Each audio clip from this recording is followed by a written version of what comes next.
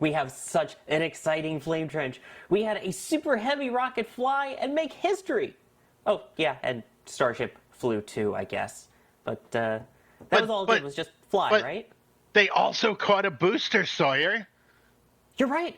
They caught a booster. And here we go.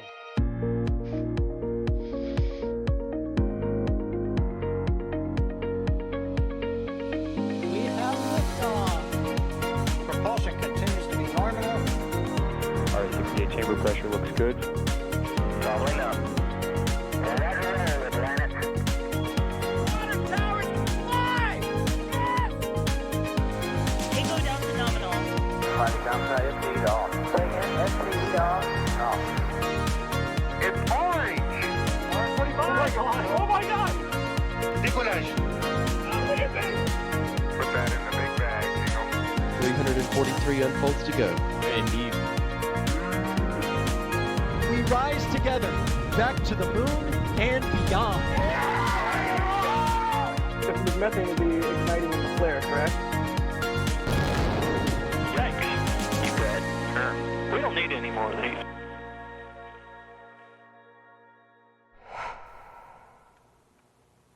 Welcome, everybody, inside the Flame Trench. I am Sawyer Rosenstein, and I will actually be your host for this Flame Trench, a rare hosting gig for me here, seeing 5x5s, meaning you can hear me in chat, and yes, they did it. They caught a booster. We will absolutely be talking about the booster catch, but They totally caught a booster.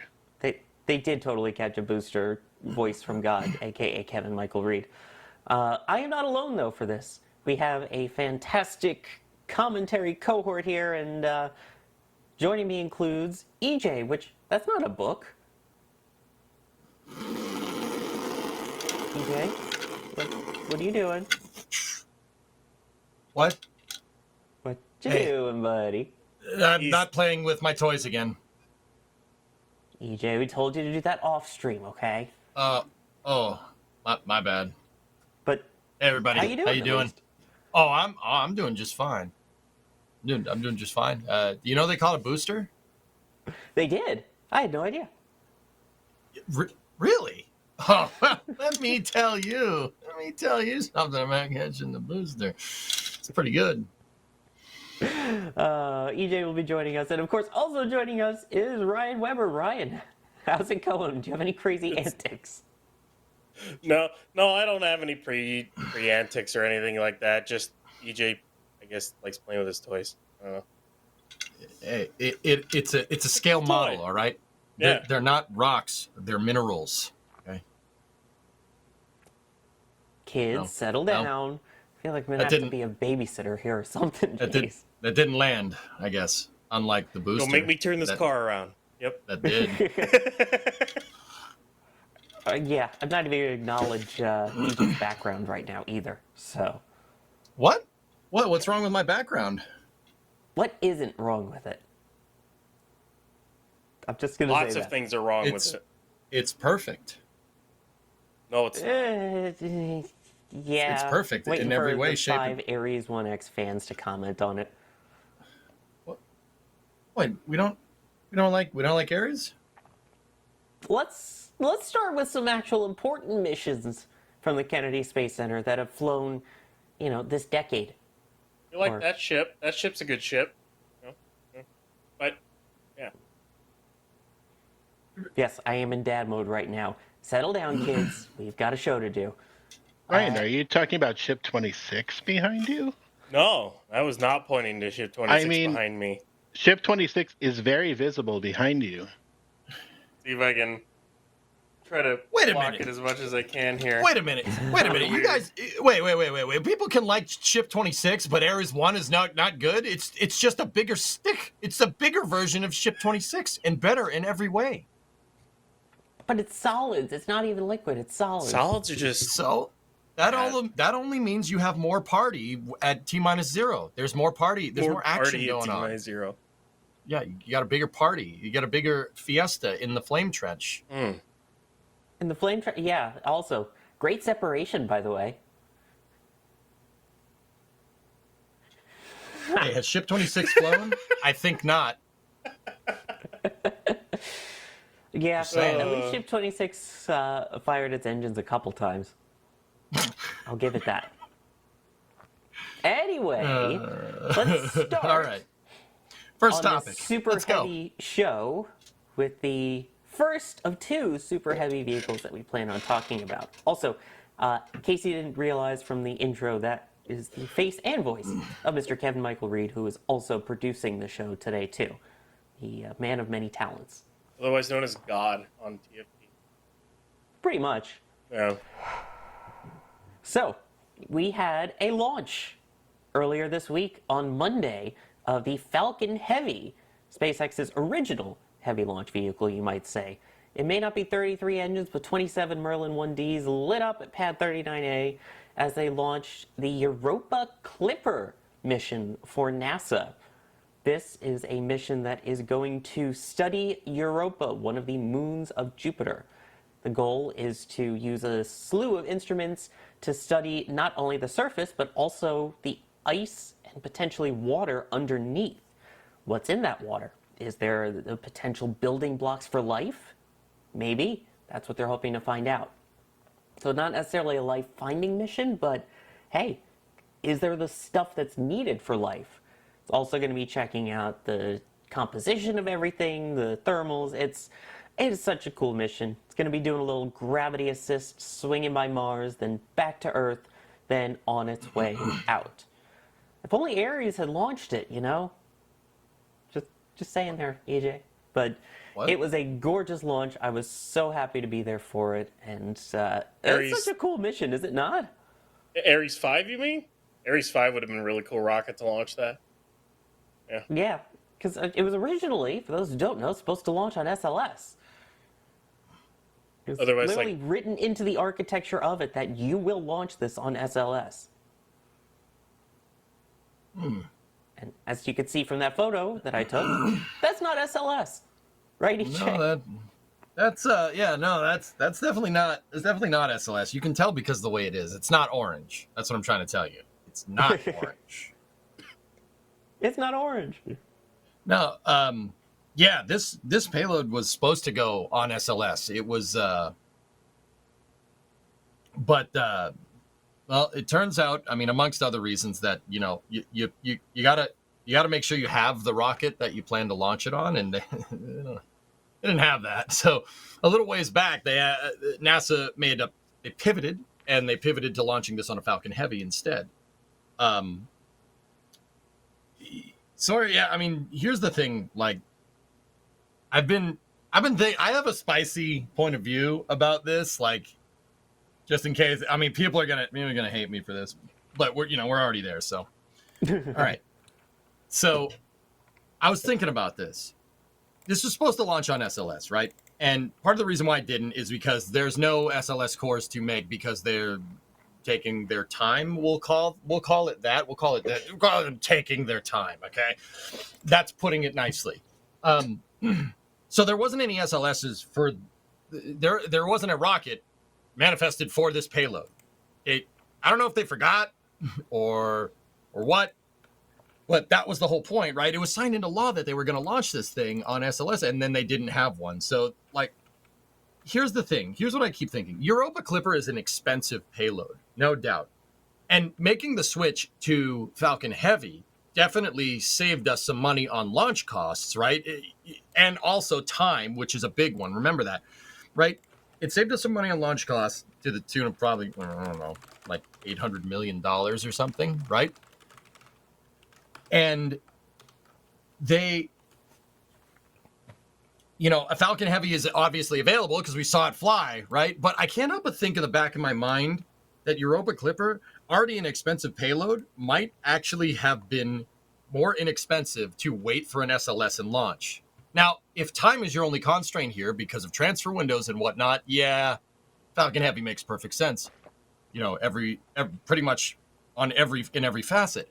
But I can tend to say that with Europa Clipper that we might actually end up the total cost involved on this program might actually be more than if we just launched it on SLS. Something, and this is the spicy part. Sawyer, you said this thing was going to take a grav. It was going to do it's doing a grav assist off of Mars and then another one off of Earth, and then it's going out to Jupiter. Right. Falcon Heavy is not SLS, right? Like Falcon Heavy has nowhere near the characteristic energy of an SLS, even a Block 1, right? So the time it's going to take, Europa Clipper is not getting out there for a long time. The time we would have taken waiting for an SLS core might be less time than the transit time from launching on Falcon Heavy, which means that your operations are going to be way longer than anticipated. Your Europa Clipper is already a $5.2 billion probe. I was just kind of thinking about it. Like, it might have actually been cheaper waiting for SLS, but there are other things at play here. Some of the sensing equipment on Europa Clipper apparently can't fly with the solids, the vibrations induced from the solids on SLS. So it's kind of interesting here, right? Doing this thought exercise, and this is why I wanted to bring it up. Like I was hoping we'd get into this before the whole booster catch thing, right? Yeah. You would have saved time. We saved a ton of time launching it on Falcon Heavy, and you may have saved time launching it on SLS if you had just waited for it, right? But also at the same time, when you go to design a mission, you should probably make sure the rocket that it's launching on, A, can launch it, and B, actually exists. Yeah, minor detail. Yeah, minor detail. That last part. Yeah, Brian, that last part. Yeah. Probably should have made sure that happened. But either way, it did launch, and that's great. Like, don't get me wrong, I'm not hating. I mean, they didn't land that Falcon Heavy, Ryan, right? Like, they didn't land that Falcon Heavy. That Falcon Heavy was fully expended. Needed every last bit of that Delta V to get it there. Yep. Yeah. I just thought that was an interesting thought, Thought I'd bring it up.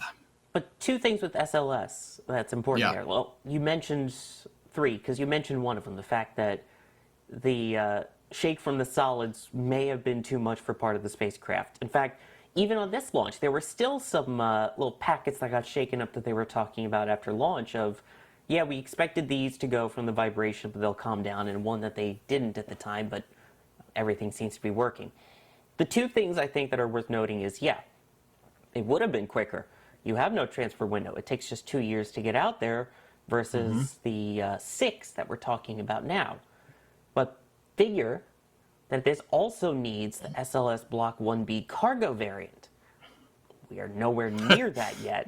Yeah, It seems like that's such an afterthought right now anyway, with ML2 and all that stuff, that's not happening anytime soon anyway. So even if you did finally get everything up and ready, you're probably talking 2028. So then you would get there at 2030 anyway.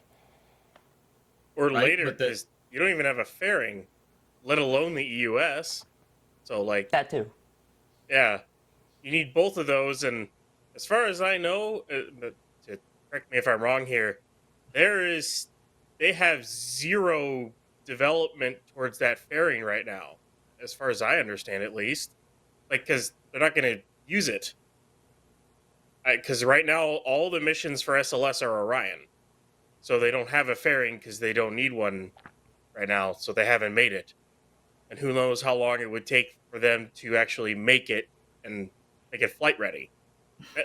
Knowing NASA and budget cuts and everything else, the money to put towards that thing may not be ready till the mid-2030s at this rate. I don't even know at this point.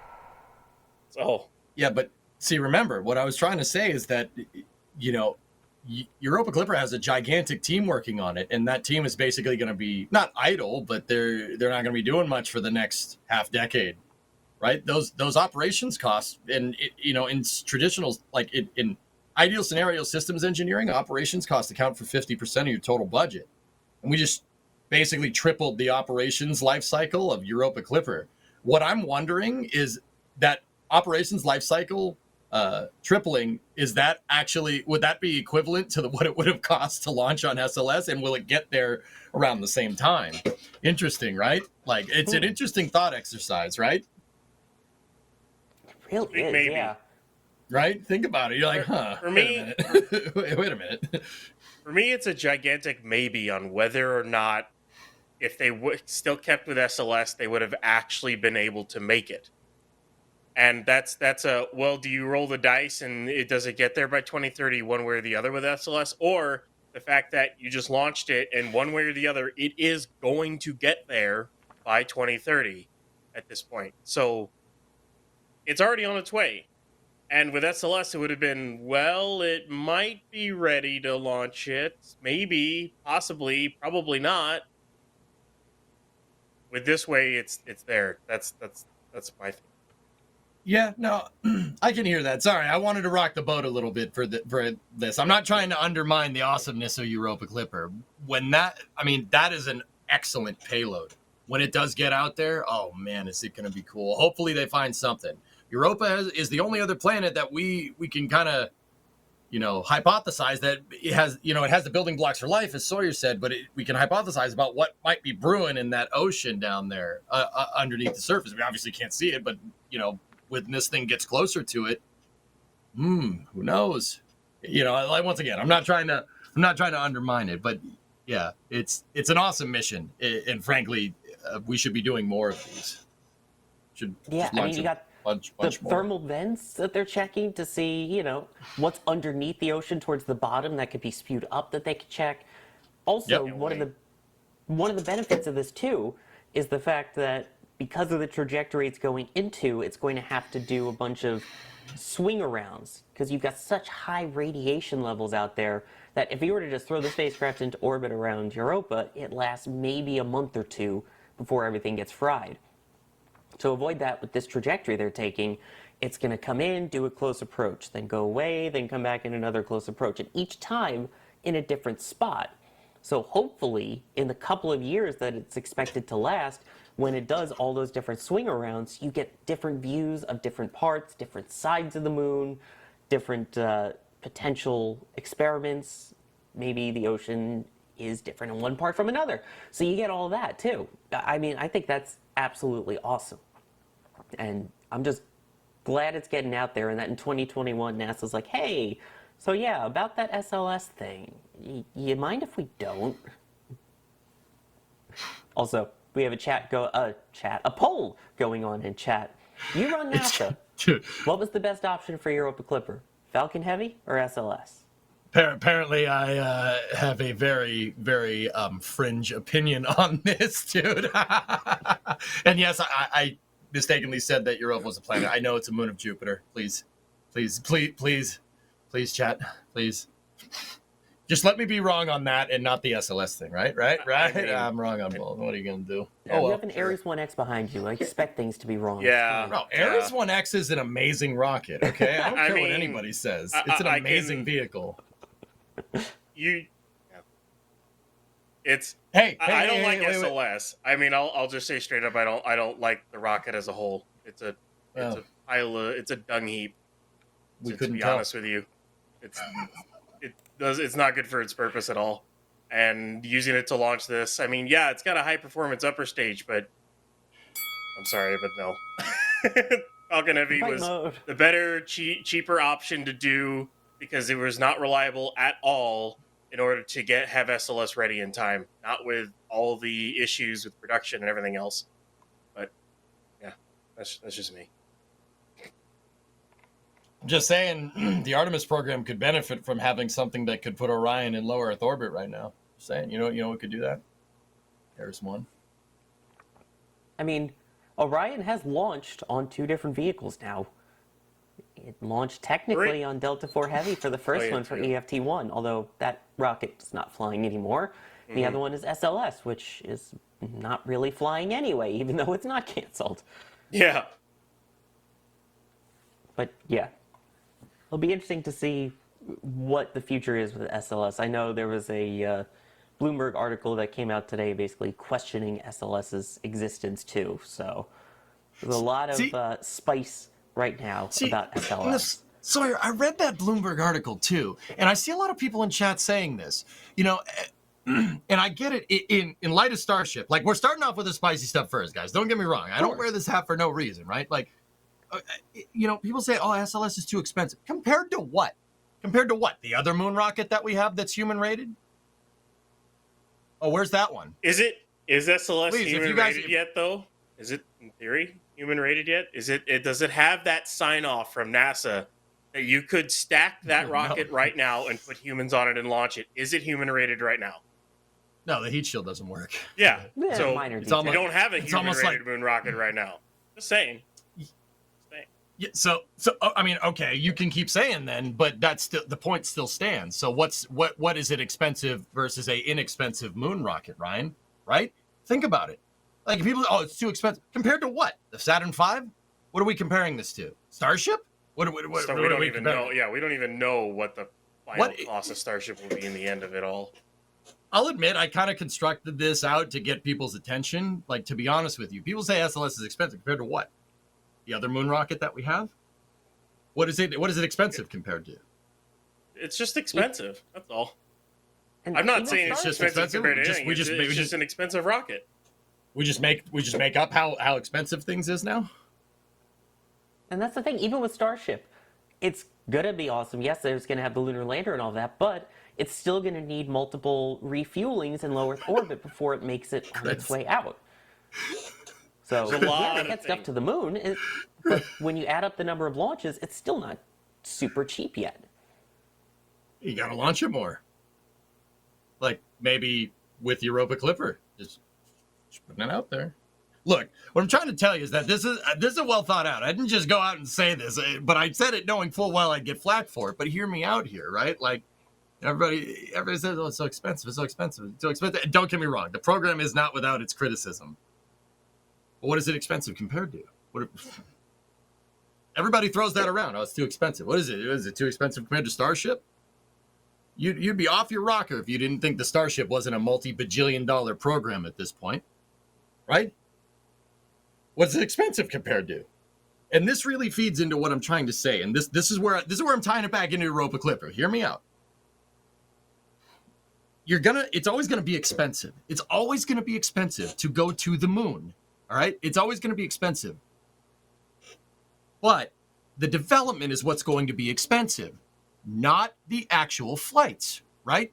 What you do with it after you spend $5 or $6 billion, right, really matters. Okay? And this is why I was considering this with Europa Clipper. SLS, I think everybody says that SLS is too expensive. If it was launching 4 times a year with the same price tag, would anybody care? You guys care? Well, I think if it was actually launching that much, the price tag would be down because your production would be up and your flight cadence would be up. So your price would go That's down. exactly The my problem point. is they're not launching enough because they're not producing it fast enough because they don't have any missions for it because no one wants to fly on it. Well, we just took one mission away and launched it on Falcon Heavy, dude. How's that going to help? Yeah, because it couldn't keep up with the production cadence. Well, that's the catch-22. Yeah. If they're not keeping up with the production cadence because there's not enough things to fly on it, but then if there's not enough things to fly on it, then you're not going to build as many, and it's literally just one's the same. It's The point is- it's a loop. It just keeps going in a loop. That's what I'm saying. And that's why, I didn't mean to hijack this whole conversation, but that's something to consider, you know? It's something to consider that if we keep saying, oh, we can't launch an SLS because it's too expensive, we'll launch it on Falcon Heavy. Now, once again, in the case of Europa Clipper, I'll admit it's because you didn't, they were like, hey, we're going to launch this on SLS, right? And SLS people are like, wait, when were you going to tell us this? wait, what? So that is something to take into account. But see, here's the thing. The more missions you take away from SLS in the future, the more expensive it's going to be. And that's a self-defeating cycle that's eventually going to get us less rockets that can go out to the moon. Something to consider there. Yeah, and also, by the way, Das making a good point in the back channel. I've seen a couple people say it. When it comes to SLS with the crew rating, that's a capsule issue, not a rocket issue. So you could crew rate the rocket, but not crew rate a rocket. Oh, Das, you got my back. Thank you. Yes, my guy. High five. Whoosh. There you go. Yeah. Okay. Yeah. Yeah. I do like Matrix's suggestion here. Why not put Clipper on spin launch? You want that thing to be like in a bajillion pieces as soon as it leaves the thing? Is that what you want? I mean, if that's what you want, we'll do that. Yeah. Oh my god. It was too perfect. I had to. That was a good one. Okay. Or that, all right. that Anyway, railgun thing, shoot it out of a cannon. That'll work, right? yeah. Yeah. Yeah. Okay. Anywho, Yeah, that'll I work. can't wait for Europa Clipper to get to Europa. It's gonna be a wait. It's gonna be a long wait, but it's gonna be amazing once it gets there. I can't wait. Also, some interesting questions here of while we're talking about taking things away from SLS and moving with Falcon Heavy, could Falcon Heavy yeet Dragon or Orion to the moon if crew rated? Nick wants to know. The whole thing of stacking the Orion plus the ICPS on Falcon Heavy, I think it can get it to Leo, and then ICPS could get it to the moon. I think it could. I It fully think you'd be expended. running into some load problems there at that point. I'm not sure if the Falcon Heavy's upper stage would be able to handle having an ICPS and Orion sitting on top of it. I'm not sure you do that. Didn't Jim Bridenstine talk about this like 5 years ago? I think it was, yeah. Yep. It would probably require some mods to it, at least. Also, remember when Grey Dragon was a thing? Yeah. Which was the actual lunar dragon that they were talking about before they decided to just do it all with Starship. You could do a free. I don't know. I mean, somebody's gonna have to do the math out. Could you do a free return from the moon with Falcon Heavy and a Dragon? And maybe, but that just raises a lot more questions, right? Like, could Dragon's heat shield take skipping off the atmosphere in an Apollo style descent or an Orion style descent, right? Like, I mean, I don't know. That's some interesting questions there. It's fun to theory craft about this stuff, but yeah, cool. Also, dumb question I'm going to throw out there. Shoot. Why would you want to launch Orion on anything else at this point? Personally, test the heat shield. I think this is personally me, and I know it's kind of ironic because I got a Lockheed shirt on. Also, I really like Lockheed. Lockheed Martin's pretty damn cool. They make some pretty cool things. That's all I'm saying. However, like I think that, not launching Orion more is coming back to bite us, and that. I'm not going to lie. I kind of set this whole thing up. That's why I have Ares 1 on the screen, because I know this conversation was going to happen the second I started bringing up, well, should we have launched it on SLS? Should we have launched it on Falcon Heavy? Sorry, I kind of played everybody into my hand there, but my fault. Hopefully you're still with me. No, wait, where are you going? No, come back. Goodbye. All right. Anyway, so I think Orion, you got to do more EFT1 style missions. So now, dude. Honestly, putting Orion on top of Falcon Heavy and doing experimental flight test 1 to validate that heat shield might not be the worst idea. Like, because that saves what little SLS cores you actually have. But, I think even that is kind of, you're skirting the problem. The problem is that we've spent billions of dollars on this SLS rocket, and everybody says it's too expensive, but it's always going to be expensive. The only way we recoup our money from that is launching it more, not less. And in the case of Europa Clipper, there's an example of launching it less, in which case it'll wither to nothing, in which case you have less rockets to the moon.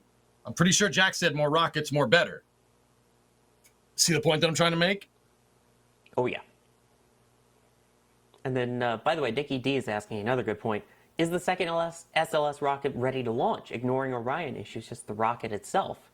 I mean, they have all the parts, but it's not fully assembled yet. You still have they to can stack it. Stack the SRBs. Right now. You still have to put in the core stage. You got stuff that still needs to be stacked.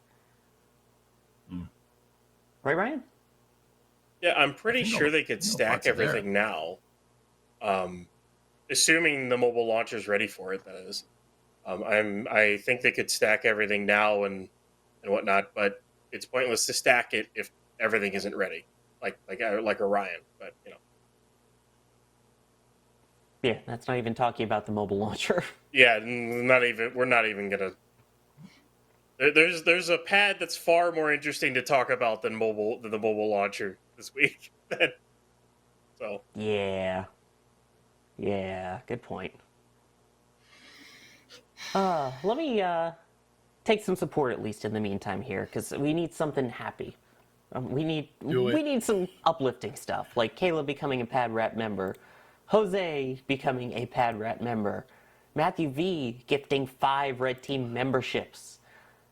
We've got Morton gifting 5 Red Team memberships. JC Davis with the super chat saying, our favorite group of know-it-alls that actually know something have returned. And what a week. I've been called worse.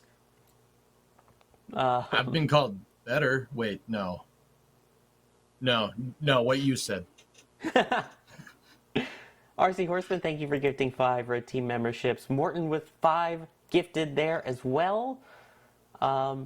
We've got Elizabeth gifting 10 Red Team memberships. Look at that. And a good question from Taryn here, asking, assuming Dragon can dock with starships, what's the point of SLS and Orion? EJ, you want to tackle that one? Assuming Dragon can dock with Starship, what's the point of SLS and Orion? Wow, that's a long pause for you. I want to be very clear that this position that I have, in my opinion, is subject to change, right? This opinion is becoming increasingly hard to kind of defend here, this position, in light of what happened on Sunday. You know, I don't know if you guys know, they caught a booster, all right? This is becoming increasingly difficult, but I like playing devil's advocate because I think having more rockets that fly to the moon is better. Because you know what's better than having one way to get to the moon? Having 2 ways to get to the moon. You know what's better than having 2 ways, Sawyer? What? Having 3 ways. No. Just putting it out there. But anyway, answer the question. Assuming Dragon can dock with Starship, what's the point of SLS and Orion? I'm not sure about Dragon's deep space capability. So guys, in space flight, you have low Earth orbit, and then you have low Earth orbit activities, which is like the ISS, Starliner-ish, Dragon, right? And then you have beyond low Earth orbit activities, or BLEO. So that's where Orion's really designed to thrive. That's part of the reason why it carries such a heavy price tag, because it's something that's going to be operating way outside of the Van Allen belts for a very long period of time. I mean, Orion could stay up there for I think 8 months with nobody on board. It's basically a satellite and a pod kind of rolled into one. That's not an easy thing to do, right? That's not an easy thing to make. However, and once again, this is why it's becoming increasingly difficult. You know, I don't think Dragon's heat shield is rated for trans-Earth injection, meaning falling back from the moon.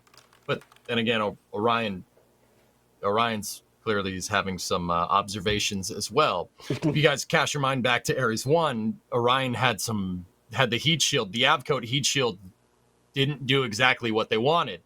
It basically, chunks of it came off. And, you know, just like Starship, we saw chunks of the heat shield coming off on Flight 4. And Flight 5 was way better for what it's worth.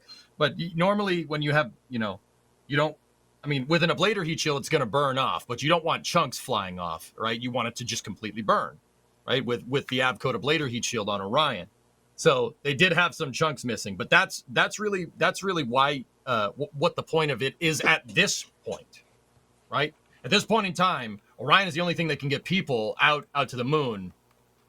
I will say, like, once again, I'm not just like burying my head in the sand here, like, because Starship's a beast. Like I said, I don't wear this hat for no reason, so bear with me, right?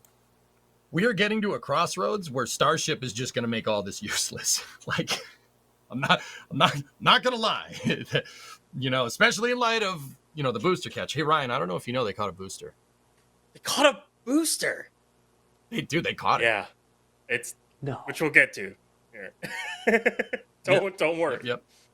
Right. So, you know, it's becoming increasingly difficult to kind of be like, oh, what's the point of it? What's the point of it? Well, there still is a point right now. But if we expand that program, right, and we launch SLS more and not feed it into a recurring cycle where it launches less, we can have 2 ways to get to the moon.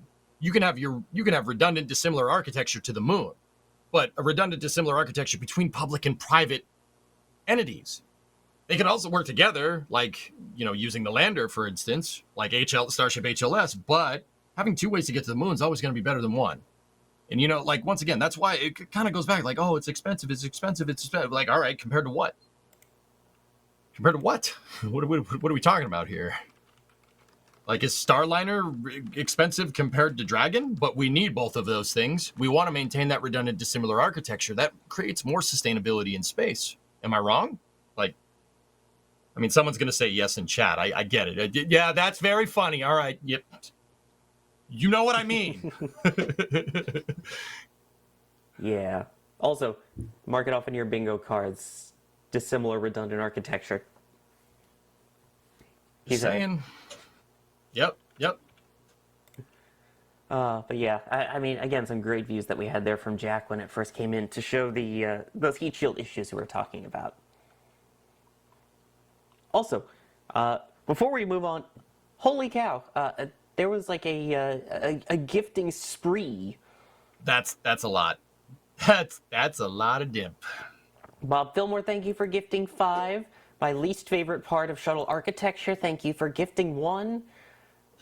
Patrol gifting 50 red team memberships. 50. Holy cow. And then Matt's Goslar coming in with another 50 gifted red team memberships. Holy cow. 50. Holy That's McGregor, awesome. thank you.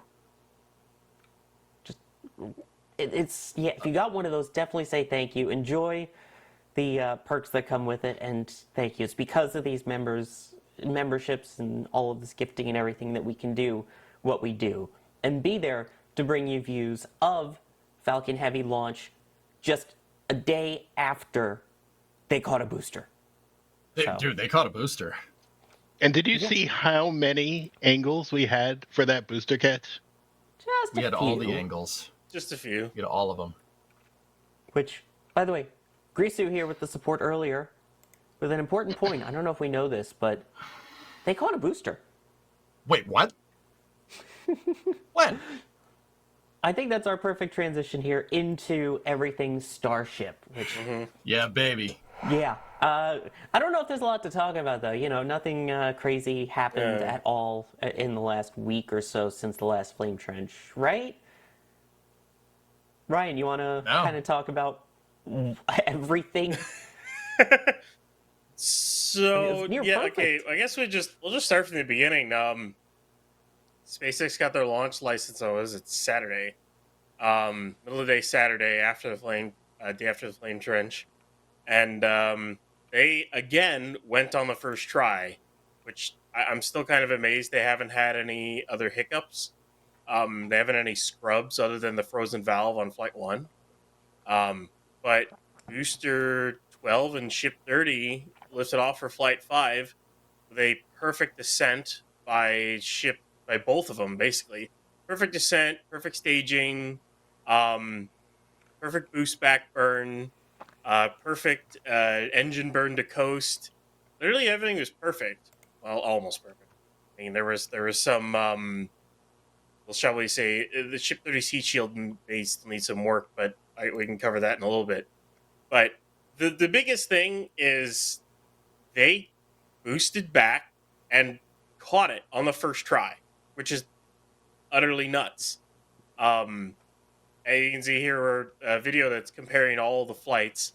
The rock tornado of rock NATO of Flight 1, if you want to call it that. Flight 2, I won't forget that perfect launch of Flight 2, especially with the first time we saw those engines running as well as they did, and then first set of hot staging. They've really advanced a lot in this program, and it's so awesome to see all the changes, all the updates, and everything they've been able to do with it. To get to this point in only 5 flights, they're 5 flights in, and they're already able to catch a booster. Whether they are able to reuse it or not is a whole nother matter. We can go over what damages or whatever we saw with the booster and what they're going to do to fix it. But yeah, I mean, they had a soft splashdown with Ship 30 as well on target too. So they landed both on target, no mishap, no nothing, and Booster 12 is back in Mega Bay 1. Like, it's crazy. Right, I don't know they what caught a else to say. booster. They caught a booster, Kevin. They caught a It's outrageous. It's absolutely outrageous. They caught a booster. Now, Ryan, we were saying in our countdown to Starship, dude. I don't know you remember. It was a little early in the morning. We were talking about how we thought they were going to put that thing back down on a transport stool. No. Right onto the OLM, drain it, So back to the build site. Like, what, dude? How? I'm confused. Like, how did that happen, man? It's crazy. So they landed it a little bit on the inside of the sticks, which they landed it closer to the tower than outside, which is what I figured they would do. My guess is 13 will land even closer to the tower, because if this were the smaller sticks, they would have barely landed it. We'll just put it that way, with how small those things are.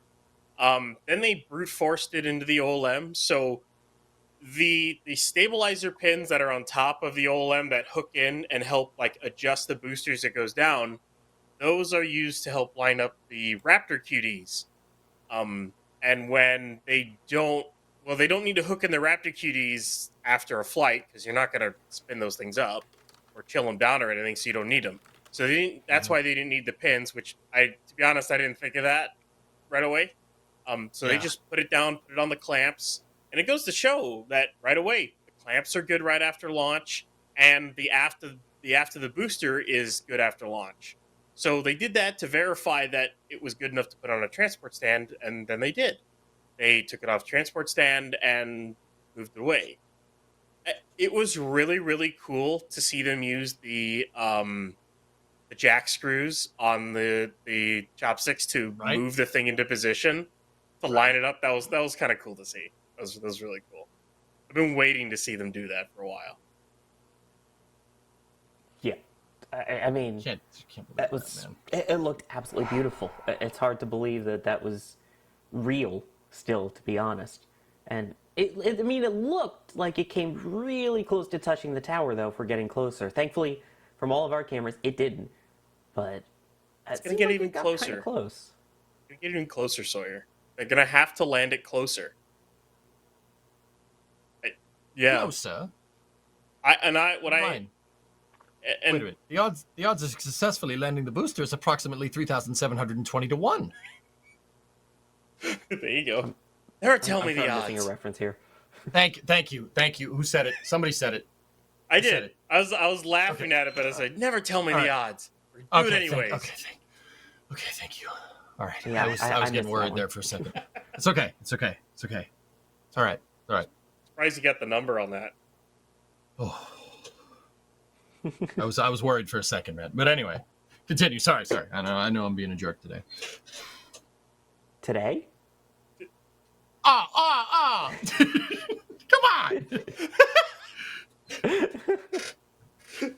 Got him. Jay. Oh man. Oh, got him. Someone's got to do it. It's a tough job. Wait. Let's see, some questions here. I mean, Dougal was asking, how are the grid fins? They look They're pretty fine. good from what I could tell. They may have gotten a little charred in the hot staging. Got A a little wavy. That's not that hard to fix, wavy. Yeah, it definitely seemed like there was some things they may have to check out with heat between that and then the warping of the engine bells. I mean, that one was, I think, a little more obvious to see after they catch, as the booster just hangs out there. So, is there a solution to prevent the warping? I guess you could try running engine chill through those engines while you're doing it, but that means you need to use up methane to do it, because they use methane to go through those bells. Unless that's fixed on R3. That's possibly fixed at R3, but yeah, they could run engine chill through those to keep them cool. Yeah, I'm trying to think of what else they could do with them. But it's the only solution I can think of to fix it. What do you think about supersonic retro propulsion? It's a People waste see of an prop. entry burn? They don't want to waste They had plenty of prop left over. It's fine. Well, I think what they have left over is a bit deceiving, to be honest with Oh you. yeah? Yeah. Please explain. I don't Genuinely think they curious. actually, because I know Zach. I know Zach said, "Oh, I think they might have like 500 tons left." No, I don't think they had that much left over. I don't think the sticks bet that much, because if they had that much left over, that means the booster's weighing 700 some odd tons. I don't think they had here that for much it. left over. What I think is it was just a product of the tanks being depressed and just there's some boil off left in there. the tanks are just really, really cold. Because I know as far as I remember, the same thing happens on Falcon 9, where that frost will stay there for a while. I don't Stainless think is a they good actually heat had that much conductor. left over in it. Mhm. If they really had that much prop left over before that's a lot of frost gone before they put it on the OLM. I don't think that much prop would take that short of time to boil off. No, I think the tanks were just cold from So how much defense. propellant do you think they had left over? Now I'm just genuinely curious. I would think maybe in the 100, maybe 100-ton range, maybe left over. It's hard to tell because if you look, it's like at T plus 530 to T plus like 555 on the SpaceX. If you look at the SpaceX feed, and it's also kind of like a lot of other feeds too, you'll see them activate the engine fire suppression system, and then you'll also see the dump valves at the bottom of the thrust puck open. They dump locks on the way down. So Yeah, baby. I don't think they had that much left. Do you if they really dumped that locks and really had that much more, what after boost back, do you think they had like a couple 100 tons of locks left? I don't see that. That's just me though. Okay. Okay. All right. Fair point. I got another one for you, Ryan. Sorry, we're sparring here. I'm just interested. Do you think that could be a stopgap solution until they get something redesigned to be able to handle just tanking the heat from reentry? You mean like as a heat exchanger, like having that much prop left to hold it? Is that what you're saying? No, doing an entry burn as kind of like an interim thing, because we've seen SpaceX take interim, like they've taken like weird steps. Like if you look back at like SN9, the Starship suborbital flights, they switched to a helium ullage, right? And then they had helium ingestion and the thing blew up. And then they switched off of that. Like they've done stopgap solutions just to kind of get something to work. Do you think they would do an entry burn like as a like a quick thing to get a booster back relatively more intact and then maybe redesign something later? I mean, I wouldn't put it past them. Yeah, right. I mean, right. and it wouldn't even take that much of a burn, too. All you really would need to light up is the center 3 to bleed off some speed at a certain point in time, and it wouldn't even need to be that long if they really had enough left over. And they can make sure they have enough left over by just staging a little bit earlier and loading more in the ship, because I think they can still load a little bit more in the ship anyways, to get where they need to go. Because I mean, they still dump off the ship anyways. Like you see all that outgassing after ship engine cutoff. That's them dumping whatever prop they have left. They still have stuff left over, and they're dumping it because they don't want it in there for reentry. So there's an entire possibility that they do an entry burn as a stop. I wouldn't put it past them. But will they? Okay, cool. I don't know. We'll have to wait. I am here to see that. Supersonic retro propulsion is one of my favorite things in the world. If you watch the Twitch stream, guys, you know that's my favorite. We're gonna see some hopefully, tonight. Jeb willing with Starlink flying a little later tonight, right? That's always my favorite part. The entry burn isn't just to slow the booster down, guys. The business end of the rocket outgassing when it's coming back down is actually the gases that are coming out of that engine are actually acting as a heat shield. They're doing exactly what an ablator heat shield would do. We talked about Orion with its AVCode. When you have a heat shield that ablates, right? Plasma gets near it because gases get compressed up against the front of the vehicle when it's coming back down. And those gases, per the ideal gas law, basically, which says, higher pressure, hotter gas, lower pressure, colder gas, right? Ryan, you were talking about that when they depressed the tanks. They could have ice on the tanks because of the quick depressurization, right?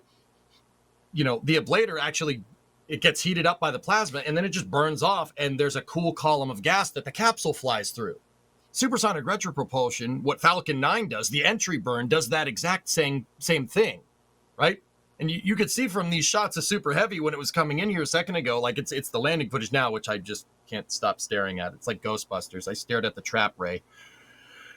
You can see that how hot the bottom of Super Heavy got. That's what we're talking about, guys. Just in case anybody was like, I don't know what these people are saying. We're talking about like doing something similar to Falcon 9 as kind of a temporary measure until you redesign the booster to be able to tank the heat. Which might have to wait until like Block 2, which Yep. shouldn't be too far away. But that glowing red you see, it's a kind of a cork compound they use basically as part of the engine heat shielding. It's basically Yep. glowing red. It's not the actual metal itself, but I mean, the after that thing is going at what, Mach 4, 5? I don't even remember what the top speed is of that thing coming in, but it's was supersonic, booking, near hypersonic coming in. Yeah, it's gonna build up heat. there's no doubt about it. Yep. And you guys did hear that right. That's cork. Like cork, like what you'd see on a wine bottle. It's cork. It's a great thermal protection system because it's porous. There's literally more surface for the heat to actually get absorbed in. You have a higher surface area and you introduce the same amount of heat energy over a higher surface area, you're overall going to be able to tank more heat. And by tank, I mean absorb, right? It's going to be able to absorb more heat. That's why cork is an excellent thermal protection system. Falcon 9 has it on the bottom of the business end too. Hey, EJ, is there maybe a certain type of motor that is solid that has cork on the outside of the casing that's potentially behind you? No, I don't know what you're talking about. Yeah, in case you're wondering, part of the part of the SRBs going all the way back to shuttle, including Ares, and now for SLS. Part of the material, I actually got to hold. Sawyer Flex. I got to hold it once inside the ARF. It is very much like the cork you would see in a wine bottle. It's crazy that it's like, oh yeah, Same stuff. That's what's protecting it. It's not as smooth as it looks on camera. So. Also, fun fact, the SRB nozzles on these segmented SRBs, the nozzle is a heat shield as well, because that's the only way to absorb and not have the nozzle melt is to make it just burn off. And that's the way to dissipate the heat energy going into the nozzle. Just in case anybody wanted to really nerd out today, you know. I mean, if you're watching the Flame Trench, you're already really nerding out, just saying. Yeah. That's true. That's true. But what we're trying to tell you guys is that the bottom of these things where all the fire comes out, that gets warm. That's what we're trying to say. Warm. No. It gets warm. Just a little. What about the engine bay fire suppression system? Doesn't it have one, Ryan? Yeah, they mostly use all that up after flight and boost back burn. So I was kind of surprised they didn't save any for after landing and then use some of it. They must have used all the CO2 up. So maybe they do like one less engine fire suppression system purge and save a little bit for after landing. I wonder if they save it for later. So I'll have to wait and see if it's an adjustment they make. I expect there's going to be a lot of little changes to 13 for the next patch. It'll probably target a little bit closer to the tower on the sticks itself, because they're going to want to land closer especially for the smaller sticks themselves. I also think they're not going to translate as much, especially down the road, because man, when that thing switched from 13 to 3, they used a lot of propellant while they were translating and lining that thing up. I would guess it's going to be a lot more efficient down the road. And that 13 engine burn is going to happen even sooner, like than a kilometer, which would be nuts. What's a kilometer? Yeah, what's that in bananas? I don't know Yeah, I how need many bowling alleys. Thank you very much. But they definitely Guys, have... I have a question. Oh. I have a question. The fire under the booster quick disconnect. What is burning there? methane. So is that just a leak? It's a purge vent on the. I think it's the methane pre-press vent on the middle of the QD, if I remember correctly. I think they were purging some methane out of it, and it caught fire, which is a good thing, honestly. You want it to catch fire because you don't want to just vent methane straight. So environmentally, it's better. Whether or not that would have gone into the booster and blown it up, I mean, they can shut the valve. So yeah, it's just methane burning off. So if Yeah, there were methane in the flare stack. Yeah. Sorry, yeah, we Dad. saw what happens. We saw, yeah. We saw what Just happens boom. when, the fire comes in and not out. That's not good for You it. don't want that. Yeah. You So don't want that. exactly. Yeah, no, you don't want that at all. No. Kevin, can you tee up some of the landing footage here real quick? If you tee up some of the landing footage, guys, you can see the vent umbilical that Ryan's talking about. You see it. It looks like a flamethrower coming out the side, but it's not a flamethrower. Also, shout out to the Or hot is it? stage ring visible in that shot too. Yeah, that was great. Right. Sorry, had to now, mention it. Yeah, no, it's all good. It's all good. Now, what happens is that they vent that methane. And guys, I want to be very clear. I mean, Ryan, you're right about the environment, right? But you can vent a little bit. You can vent a little bit of methane. We're talking not like a full booster's worth of methane. That's when Captain Planet gets annoyed. We don't want to do that. He will come and slap you. That's not good. He will be like, no. Whoosh. But you can vent a little bit. And in that landing, like right when this thing comes down to land, you could see that repress line is open and it's shooting gaseous methane out. That gaseous methane is atomizing with the atmosphere, and then it's being auto-combusted by, you remember how I told you at the bottom of the booster it gets a little warm? Mm-hmm. The convected heat, a little bit, just a little. The convected heat from the Raptor engines is actually auto-combusting it. It's lighting on fire. It's pretty awesome. Yeah. A kilometer It is looks so 5,000 cool. bananas long. Oh, thank you. Yeah, that's awesome. Yeah, right? It does look cool. See the flames coming out the side? Generally, flames coming out the side is bad, but in this case, it's good. I would say it's metal, but it's gas. I mean, the booster is in fact metal too, though. You didn't get it. I got it, but EJ, No, I got it. EJ just ignored it. You might say it has vents of steel. Yes. Success. They did they are gonna not have a to booster. resecure some of those chines though, a little bit. Oh, those those. Well, chime one blew into- out and some buckling on some other ones, but that's not that hard to fix. That's a pretty easy thing to fix. There really isn't much else. It's really cool to see the discoloration from the hot staging at the forward dome, like that's really really cool. And you can see the burn marks from the engine from when it started the flip maneuver too. Oh, I absolutely love it. Oh, what is this Oh my god! nonsense from ChatGPT? Oh, perfect. Thank you. There you go. You wanted to know. 5,000 bananas. Now you know. No, Methuselah in chat said that too. I saw it. Thank you. All right. Now, And- see, that makes perfect sense to my American mind. That's a measurement I can understand. 5,000 bananas. Got it. Yep. Yeah. Okay. Yeah. Glad we understand cleared that up. Yeah. Glad we Yeah. cleared that up. Also, crazy to see this. In case you didn't see it, this was just released right before we went on the air. The buoy cam of Ship 30 coming back to land in the Indian Ocean. I mean, they cut it off before the cool explodey part, but absolutely gorgeous. It's not a buoy. It's not a buoy cam. It's the water flotation device mounted imaging device. They got a word for that. You know what it's called? But Buoy. Sorry, I just had to I didn't mean to use do the you like that. I had to use the explanation from Dan. It was great. It was a good one. No, it's good. No, it's good. No, Dan's the man. no, Buoy, while we're boy, talking about Ship whatever. 30, I don't know. Musical Wolf did ask, did Ship 30 have a tiny bit of burn through on the flap cam, or was it just not quite? That did. Forward flap. Yeah. Again. A little bit. Don't worry. I mean, it'll probably happen again. Almost definitely will happen again on Ship 31. Don't worry, it won't happen on Ship 33. No, it's a problem that's fixed. It's already fixed. They just haven't flown the ship that has the fix on it yet. So, yeah. Yeah, Eventually I it love will. that slow motion.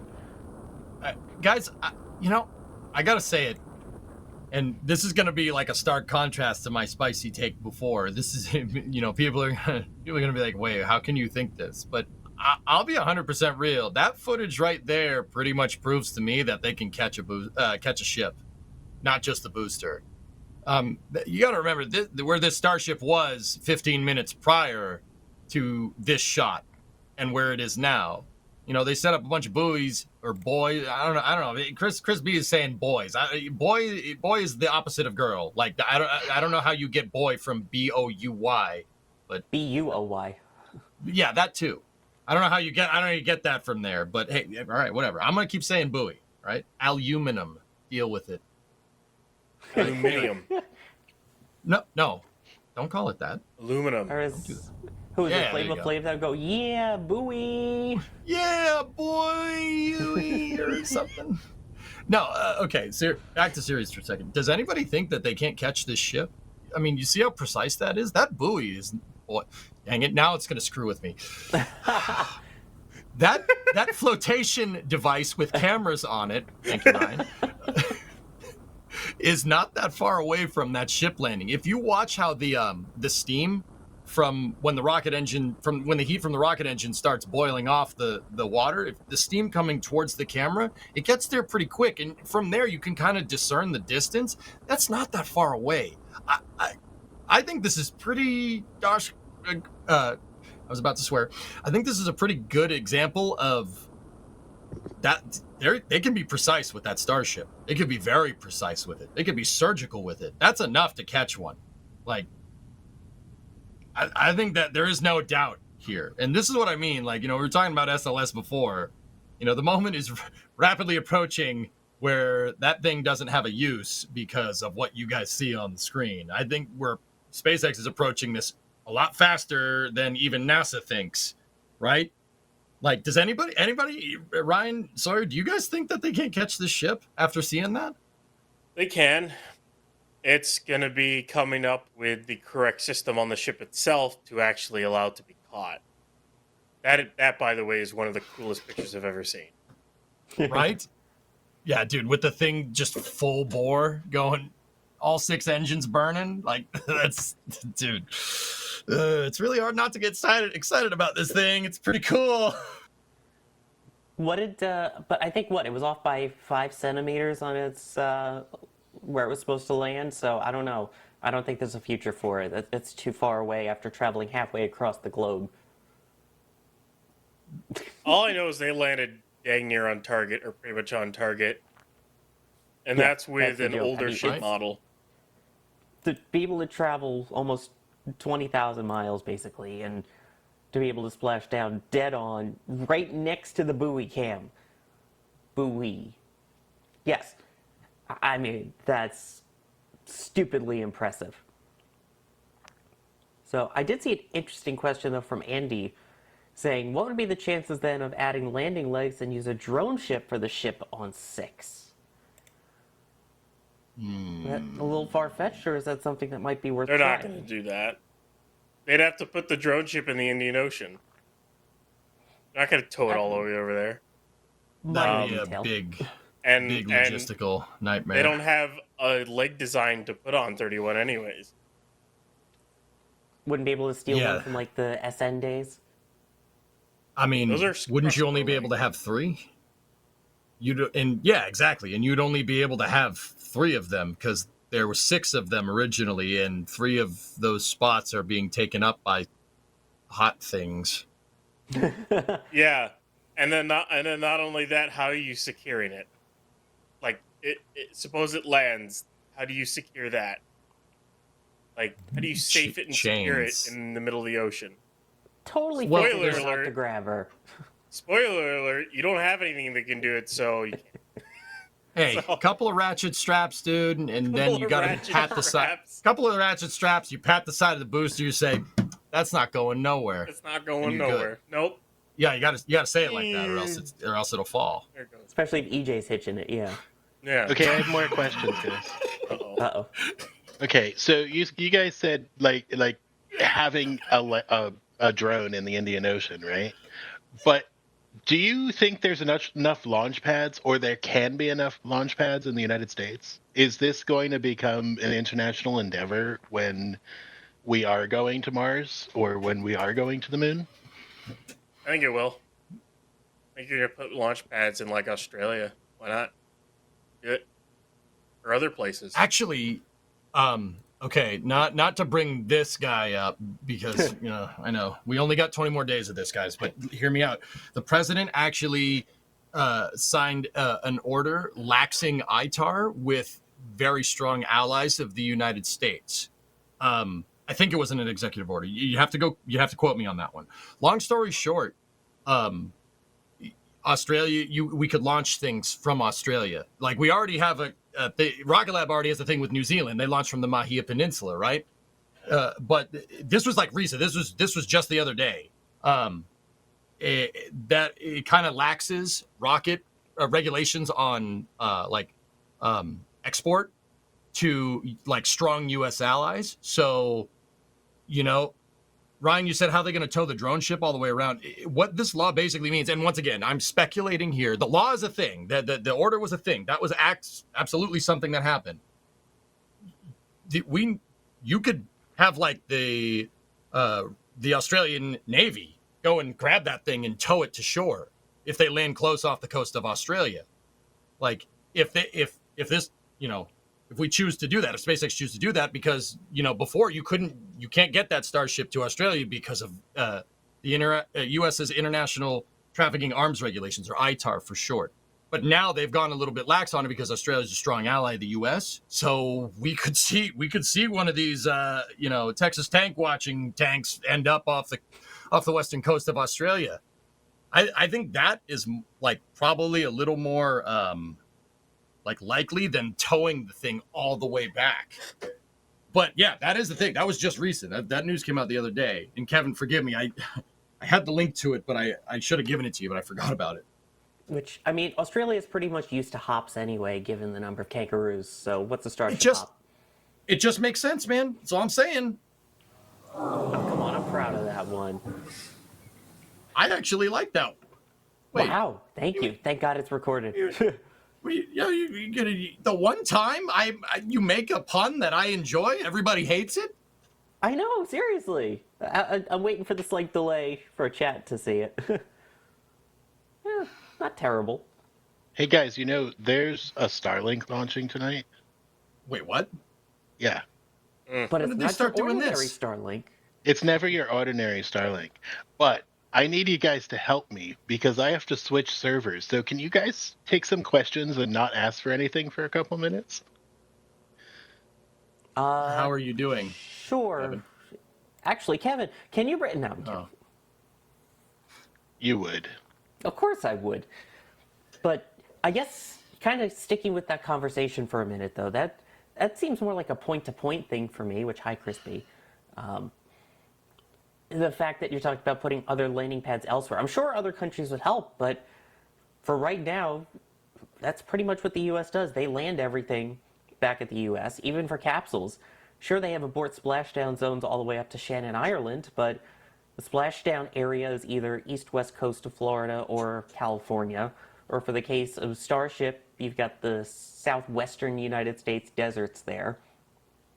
I don't know if we see Starship landing elsewhere anytime soon. I'm sure they'll be part of it, but unless we're talking point-to-point way down the line, I don't see any Starship towers going up in another country anytime soon. I think it'll be a while. I think eventually it'll happen. Maybe 10, 15 years down the line, who knows? But maybe 20. But I think eventually it's going to happen because eventually you're going to want to, if you do make it a whole colonization thing, you're going to, eventually other countries might want pads in their country. So, I don't know. I guess we'll wait and see. It's going to be a long wait. We'll wait and see. Yeah, exactly. While we have the time, then, I do want to take some support here, including some from earlier while we were talking about Falcon Heavy and the other rocket that shall no longer be named. Bloodhound! What do you think about the grid fin damage at hot stage? Also, EJ's reaction was my favorite part, which, if you don't mind some non-family friendly language, EJ's reaction was absolutely fantastic. Just saying, I said a we bad can't show word. that here because we would, lose our family-friendly content.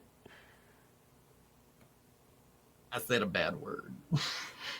I mean, What? it was perfect in the moment, though. Mr. Yeah. Going all Shia LaBeouf with just Going back to the green screen. Oh my god. I really did do that inadvertently, didn't I? Yes, you kind of did. No. For those who haven't seen it, It's check fine. out his Twitch. Thank you, man. Yeah. I got a little rowdy. But that, Sawyer, like, here's the thing. You watch the first booster landing, you watch my reaction there. You watch everyone is, well, I would hope everybody has seen my reaction to the first Falcon Heavy landing, and then we didn't get it on camera because I periscoped the first Falcon 9 landing, but I was there, right? Every time you have a big first like this, I kind of let the filters go, and I'm just saying, I'm just kind of doing what's going on in my head, like, and that just speaks to how I think privileged we are with this job, what we do. Like, guys, there's not a rocket launch where I'm not like, yeah, complete metal scream. Like, this stuff is great. I love it. And it makes it, I don't know about you guys, it makes me pretty happy, what you saw from the Booster 10 landing over on my end was nothing more than what's basically going on with the 1,000 hamster wheels up here turning every second, like, and probably causing some smoke somewhere. Like, that's not anything I'm not like thinking internally every time we watch a rocket launch. It's special stuff. It's really cool. And I'm really happy that we're in some way a part of it, Yeah, I had just come back from vacation. I had landed at the airport like an hour before, made it home just in time to be able to see the landing. And yeah, my language, it's a good thing I wasn't on air because it was probably worse than EJ's. Yeah, Jay's pointing out in the back channel, I blew out the compressor on my mic because the metal scream was too much. It was too much for the mic. But going to that question that Bloodhound asked, and also Taryn asking it as well in a super chat about the grid fin damage. Was that during hot staging? And I know we briefly touched on it, but is that something they'll have to fix with hot staging? 'Cause we did see the scorch marks now on the top of the tank. It might be something they have to fix. It won't be that big of an issue. I mean, this is the first time they're getting grid fins back. So all they've had before is camera looks. So now they can actually take the grid fins off and look at them, or just they can literally take a lift up to them and look at them. The amount of data they're going to get back by just getting a booster back is nuts. Like, they've already refined booster a ton without ever getting it back, and here they have one back.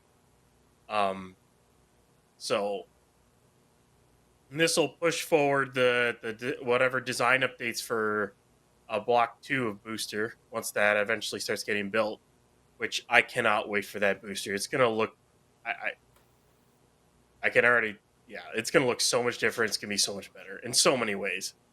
It's like Block 2 of ship is a generational leap in the program with it's still basically the same vehicle, but there's a lot of internal changes that make it far more efficient, and Block 2 of booster is going to push the same way. I can't wait for it. So, speaking of Block 2 of booster, we do have a question from I'd Rather Be Flying an X-Wing towards EJ. Oh, no. Question I was working towards the other day. With the change in flaps for V2, am I right that they are less worried about flap burn through? Yeah. So they didn't just change the shape, X-Wing. They didn't just change the shape on those flaps. The flaps are actually higher. I'm going to get the Starship model. Just wait. Give me a second. I'll be right back. EJ's going to go play with his toys. Hey, X-Wing. I got the assist. All right, it's a layup. All right, so this is a model Starship. This is an older model Starship. It was 3D printed. I'm very privileged to have a viewer give this to me. This showed up in my mailbox, and it's legendary. Yum Food, please, you're the man. Okay, see how the fins are kind of like if Starship is a proverbial clock, you got 12, 3, 6, and 9, right? They're kind of basically at 3 and 9, right? The fins on the newer ones are up here. They're kind of clocked a little bit higher, so they're out of the flow. So not only is the shape changed, right? But the position that they physically are on Starship is a little bit up. So yeah, this new design is not just the shape, but the position of these things that will keep it a little bit more out of the, especially when the fins are up. It'll keep it out of the windward side of the vehicle. And just for uninitiated glossary of terms here, when you're talking about reentry in rocket science, you have the windward side and you have the leeward side. Easy way to think about it: the windward side is the side that gets hot. Leeward side is the back side. So less of the flap surface area in the folded up position is exposed, and particularly the hinge as well is exposed to the windward side. So yeah, they'll definitely make a difference. Absolutely. Also, cool Starship model. Look, it's I'm got also a little. curious to see how many people in chat still have the Starship plushie from NSF when that came out. The limited run of that. Looks like EJ has been playing with this a lot. I use it for a lot of technical explanations on stream. Yeah. Chris. Yeah. Aluminum. That's what they all say. I can't wait to see those new flaps in action. Oh, Now yeah, it's gonna be 140 awesome. degrees apart instead of 180 now. So. Yep. Which, along the lines, you did have Jonathan McElroy saying, why was Starship coasting sideways? And was it self-destructed or RUD after it landed? Coasting sideways? I think probably... Yeah. I don't know if they mean that it was doing the horizontal heat shield thing until the very late flip and burn. Yeah. But it was also a red. So it tipped it was over. Kind of. You think so, Ryan? I think it tipped over, and the header tank transfer tube snapped. The heat. There's some kind of ignition source, and it went kaboom. That's what I think happened. I don't know if Kevin has switched servers yet or not, but Yeah. take a look at Falcon 9, by the way. This is a live view, I believe. Oh yeah, baby. Oh, they can't hear me. But I did say I have switched servers. Kevin says he thinks Chad is weird looking. I mean, they are. I know. Have you so looked weird. at the thumbnails? Their avatars? No, I'm just kidding. We have switched servers, and Julia is out there, and we have a view of Falcon 9 on the pad. There you go. So I don't know if we're able to still pull up video, Kevin, or if we're just getting the feeds in, but if we're able to see the splashdown part from the live stream, because the video that SpaceX posted cuts off before the earth-shattering kaboom. You want to see the boom? Yeah. Yeah, actually, yeah, because it's a question of how did it go boom? What was the boom? Boom da boom boom. Let me see if I can get the boom. Just give me a minute. And start the clock. 1, 2, 3. No, but anyway, you were saying, Ryan, about the potential of it falling over and then exploding. I think that's what happened. I don't think they blew the charges. I don't think so. The only reason why I even bring it up, Ryan, like I thought they would terminate the flight termination system. The only reason why I brought it up is it looks like, I know this is getting, it's going to sound like I'm pulling this completely out of my engine section. But it seemed like the whole aft bulkhead on Starship and the engine section seemed to be kind of floating in the water, and it looked like kind of a clean break that would be kind of synonymous with a termination system of the tanks, right? Like the whole aft bulkhead seems to be floating in the water. I don't, once again, you're probably right. I'll kind of defer to you on this one, but I don't know. It seems like they blew it up. But then again, right after landing, you'd think they'd want to inspect the vehicle or something, right? So, I mean, I guess what you're saying kind of makes sense too. I don't know. Yeah. I think something snapped and it blew up, but obviously, I don't think we'll ever know exactly what happened. I mean, it's worth noting that the FAA said there is no investigation into any of this, so it wasn't like the FTS detonated and it wasn't supposed to or anything. There is no issues with that. Yeah.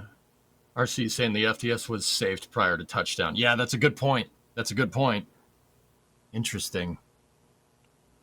Interesting. So it would probably have been just kabooming into the ocean.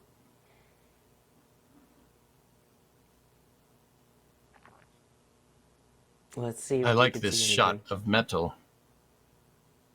Is that Starship or the backside of my fridge? Also, how do you actually even get to the backside of your fridge, EJ? Mine's... Yeah, I got no shot on mine. Do you really want to know the answer to this question? No, I don't, actually. Okay, cool. All right, I didn't want to have to explain that. All right, here we go. Vertical at this point. Engine shut off, and then it tips over.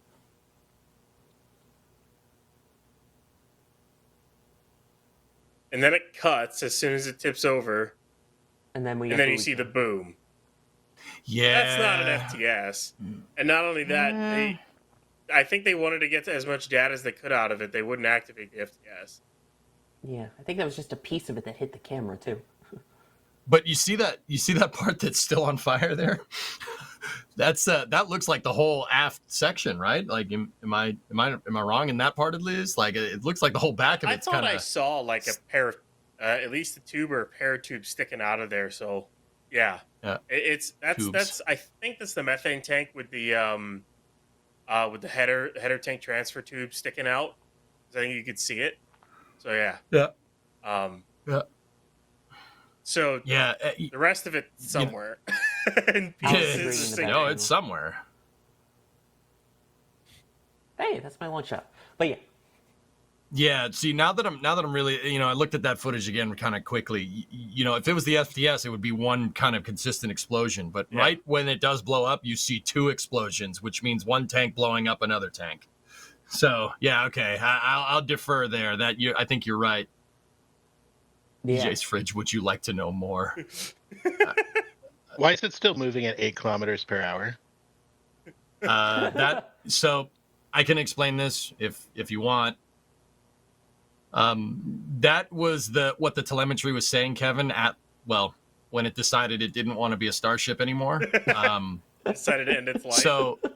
So most likely that would have been the inertial measuring unit measuring the thing floating around in the water, going up and down on the waves.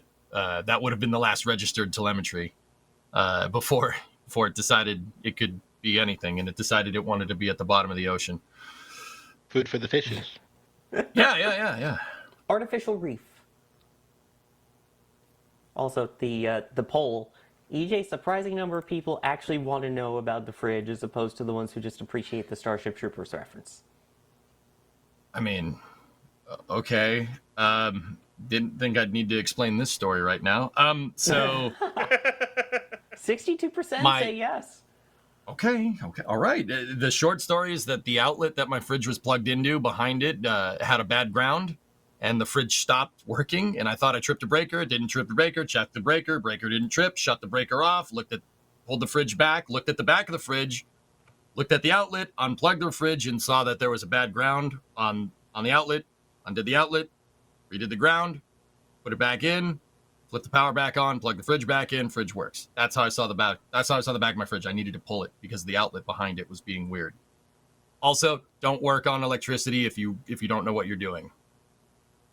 And it's because Seriously. of support from people like you that we're able to bring you these thrilling stories of the backs of refrigerators, including Devin Good segue. gifting 10 Red Team memberships. Good Was that segue, a man. Smooth transition? No. Yeah, that was good. It was good. Moldy Space gifting a Red Team membership. Musical Wolves, they got a booster. First try. They did. Matthew got a B booster? saying, please just let Ship 26 get its chance. Let Booster 12 fly again with Ship 26 for science. No. No. Don't give Kevin ideas here, okay? It's so out of date. Like, no. But Ryan, Yeah, but- you requested Ship 26 be behind you No, because that was you all love it so you, much. Kevin. That was all You asked for it. That was all you, Kevin. I only give our presenters what they asked for. Go ahead. No. Sorry, EJ, I cut you off. No. If you give me what I asked for, I asked I'm for good. one of Max's full stack flying pictures, but you didn't give that to me. So that's lies. Hey, those who are Capcom and above and have access to the Discord, we do a pre-show. All of the people that were in the pre-show, there were 73 people, heard that that was not what Ryan requested. Yep. You know. Right? I'm sure there's also still a chat going on in the Discord during this show. Back me up, people in Members Multiview. He didn't request that. That was just Kevin being Kevin. There we go. They agree, by the way. You know, I No, kind of Jay agree Gold, I that did not want S26 as well. I kind of want to see Ship 26 launch so it can burn up in the atmosphere, and then we never have to talk about it ever again. No, but that Load would it be up with credit for actually Anfo. flying. Take it out to the desert, load it up with Anfo. That's my. I like his solution. That's a better idea. We should do that. And we could have some fun while we're doing it, you know? Dude, Mythbusters it. Yeah. Oh, Yeah. Yeah. No, I'm Just in. Blow I'm in. it to pieces. With, yeah, as long To as they're not shreds, actually you say? flying. put like 10,000 pounds of Anfo on it and just blow it up. I For don't science. want Ship 26 getting credit for a flight. That's my biggest thing. For science, just blow it up. Right? Yeah. Science. You drive a hard bargain. Also, Matrix with the funny joke saying, I like Sawyer's green screen best. It looks so real. See? He really got his chroma dialed in, guys. I mean, yeah, I'd say it's pretty darn good. I'm proud of my little designed background. That's totally fake and not real. I'm proud of my design too. Look at this awesome rocket that I have behind me. It's silly. Let's not go there. 'Tis a silly place. Oh, we went there. We're already here. Ugh. Also, But that is the one benefit for my case, not using a green screen. Kevin can't put ugly things behind me. So, that's a good idea, Chris. We should put Ship 26 on top of an Ares 1 X5 segment. It's perfect. It's perfect. Ugh. No, thank you. Ugh. then set the FTS. No, we don't need to do that part. It'll destroy itself on its own, believe me. Ryan, my guy. Yeah. There's a D-Pod Dolphin Pro. Yes! Needs a better name, saying Ares 1 is the best rocket. Thank you. No. Whoever this person is not right. Hey, I've heard that Depod Dolphin Pro is a BBC consultant. Oh, That's what you're I've right. heard. And gets replies and reposts from Elon. Yeah. Yeah. Famous. Yeah. He's a big time mate. I don't know who that is, but I guess. The most famous person with one of the worst usernames. Hey, Sorry, he's Ryan. a pro, all right? Pro is in his name. It's Productions, but yeah. Yeah, does that not have pro in it? There's a con to that, but anyway. Does it have? Wait, does it? Wait a minute. No, not contiguous. Yeah, all right. I'll give you that one. I mean, it's in there. It's just scrambled. Yeah. As we take a live look, we are now under an hour away, by the way, from the launch of Falcon 9 with Starlink. Go ahead, Ryan.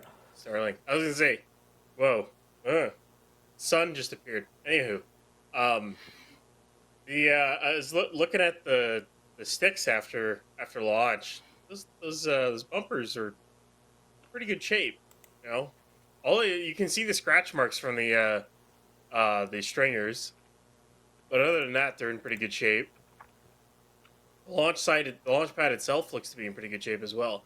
What's funny is as soon as they got access to those sticks, they started grinding again, because it looks like they're going to add more reinforcement. I think they had a plan to add some more stuff to it, but once they heard they might be able to launch in mid-October, they decided to cancel the next round of testing. They had intermittent closures scheduled, and then they got canceled in like 2 hours, so I don't know what's going on. There's a chance we get B14.1 back out there, because the press line they have for it got lifted onto the OLM earlier this morning.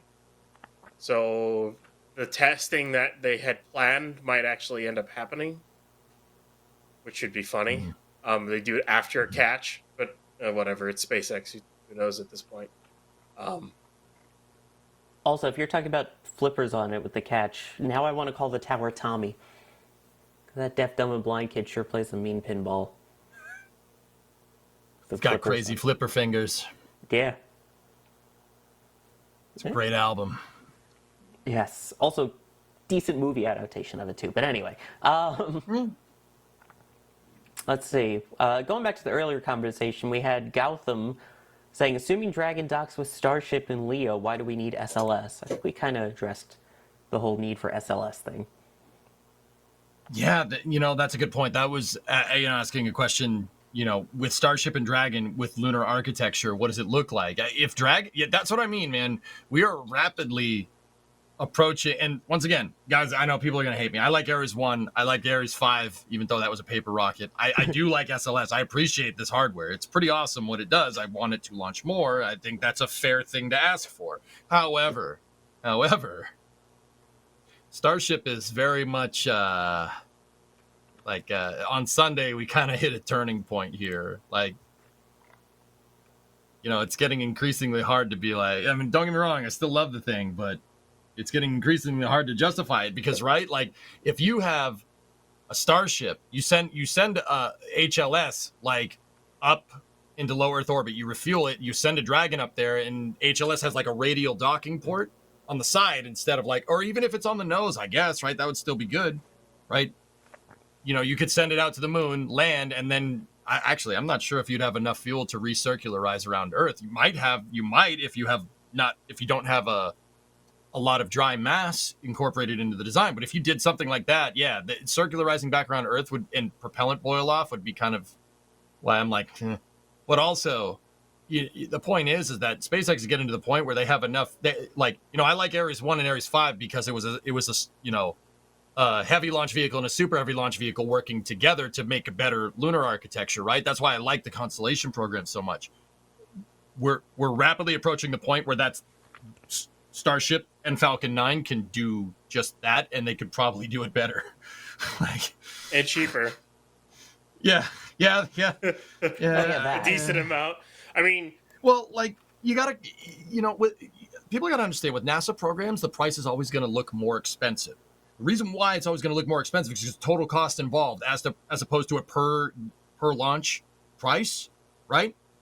So it's always going to look expensive. If you wrote total cost involved for SpaceX investment, Falcon 9 would be way more expensive. But since it's private space flight, they're gonna put it at a price that's competitive, not necessarily the price that it took to, develop it and get it to launch. Which is why all the haters say Falcon 9 will never be profitable. Okay, yeah, keep coping. Keep coping. Keep coping. I think it was because it was during the Save RGV rebuttal or whatever the heck it was for the TCEQ thing, the whole water dealers thing, that whole mess of whatever. We learned. I think SpaceX responded with how much it does cost per day to run Starbase. It's $4 million a day. Which, dude, that adds up. Cheap. That adds up, and that's running one pad. And that's not even at the production height that they need to be. Let's assume second operational pad and launching with cadence. That'd easily double. It's $1.46 billion a year. That's what I mean. This whole thing is expensive to run. It's always going to be expensive to develop a rocket that's going to go beyond low Earth orbit. If you look at, total cost involved after one launch between SLS and Starship, it's not that far off. I'm sorry, I hate to be the bearer of bad news, but if you're a SpaceX fanboy, here's the solace that you could take it. Starship is designed from the start to launch almost all the time, and Falcon has a 30-day turnaround time at this point, right? And a fleet of boosters to back it up. It's always going to be expensive. It's what you do with it after, which is why like I said, we should launch SLS more, not less. But somehow that's too much to ask for, you know what I mean? But SpaceX is using those billions of dollars to design something that can be used all the time. That's super huge because it's always going to be expensive. Always. It's what you do with it after, Also, it costs more this year because it's leap year. Just saying. Not wrong. You're not wrong. You're, Sorry, actor. you're not. I'm trying to be. You're not. You're Try- not wrong. I'm trying to be all serious over here. No, that's good. That's funny.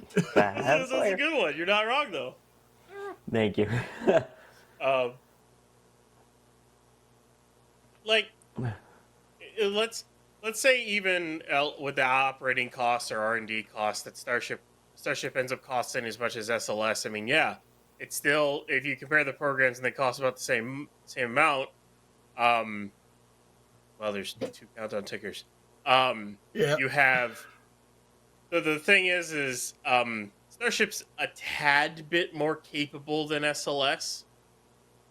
A tad. A tad. Yeah. Just yeah. a tad. Just it gets a little warm even down if the they bottom cost of the the same booster. price, it's like you're getting a tad bit more bang for your buck. That one. Well, that's what I'm saying. If you launch it more, that is getting the best bang on your buck, but the development cost is always going to be the same. You want to develop a vehicle that's more capable than SLS, it's going to be more expensive, but you recoup that because it doesn't launch once every 10 years. It's gonna launch.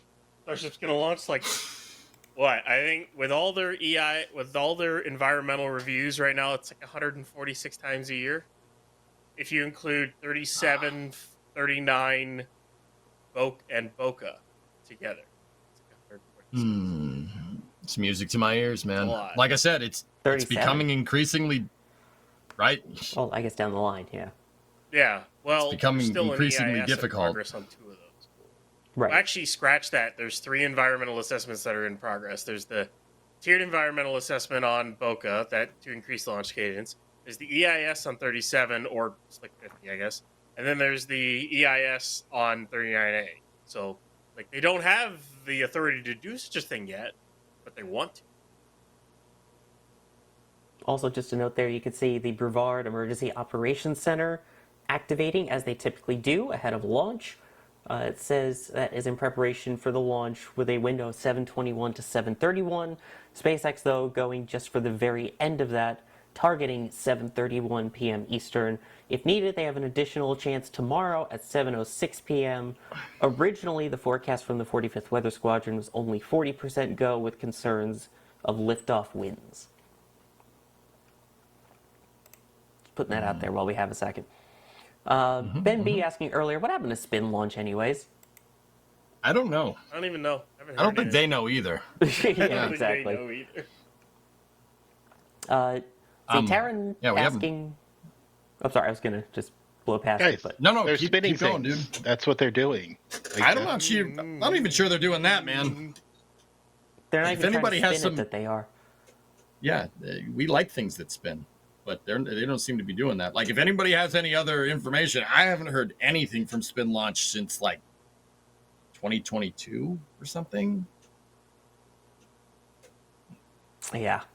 I just call it the yeet, so I don't know. Darren asking, when do you think we'll see the refueling milestone for HLS? Ryan, what do you think? Mid to late 26. This harkens back to the whole conversation we had, I think, on the Starship launch stream, plus the last countdown launch I did. They're a little hardware short at the moment.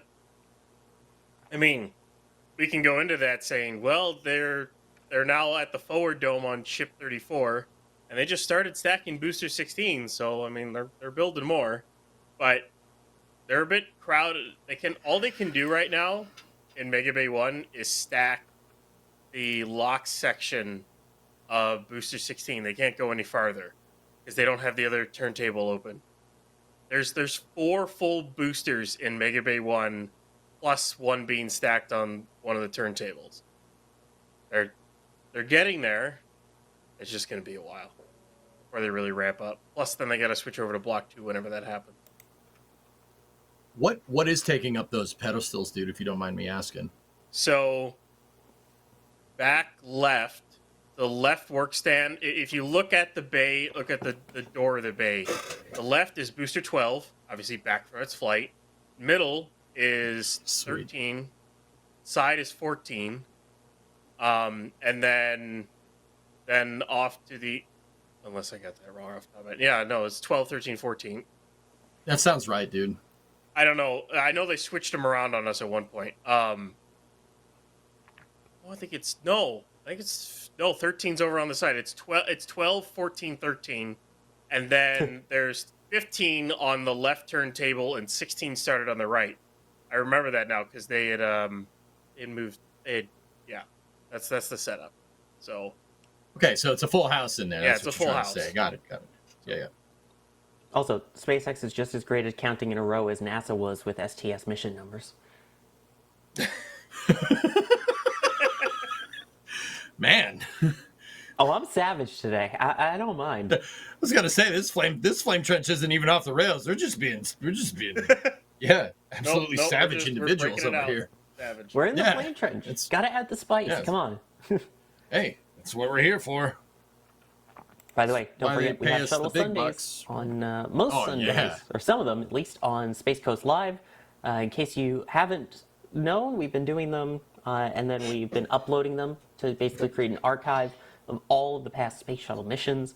So definitely check that out. We plan on having one not this Sunday, but next Sunday. It's exciting. I love the shuttle program. We all do. So join us for some shuttle fun over on Space Coast Live.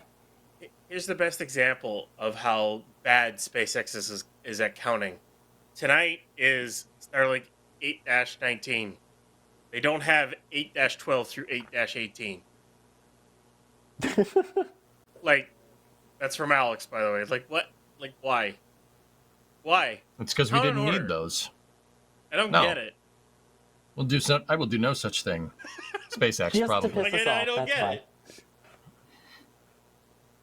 Because they know the flame trench people are going to go, wait a minute, that doesn't make sense. And then they go, ha ha ha ha.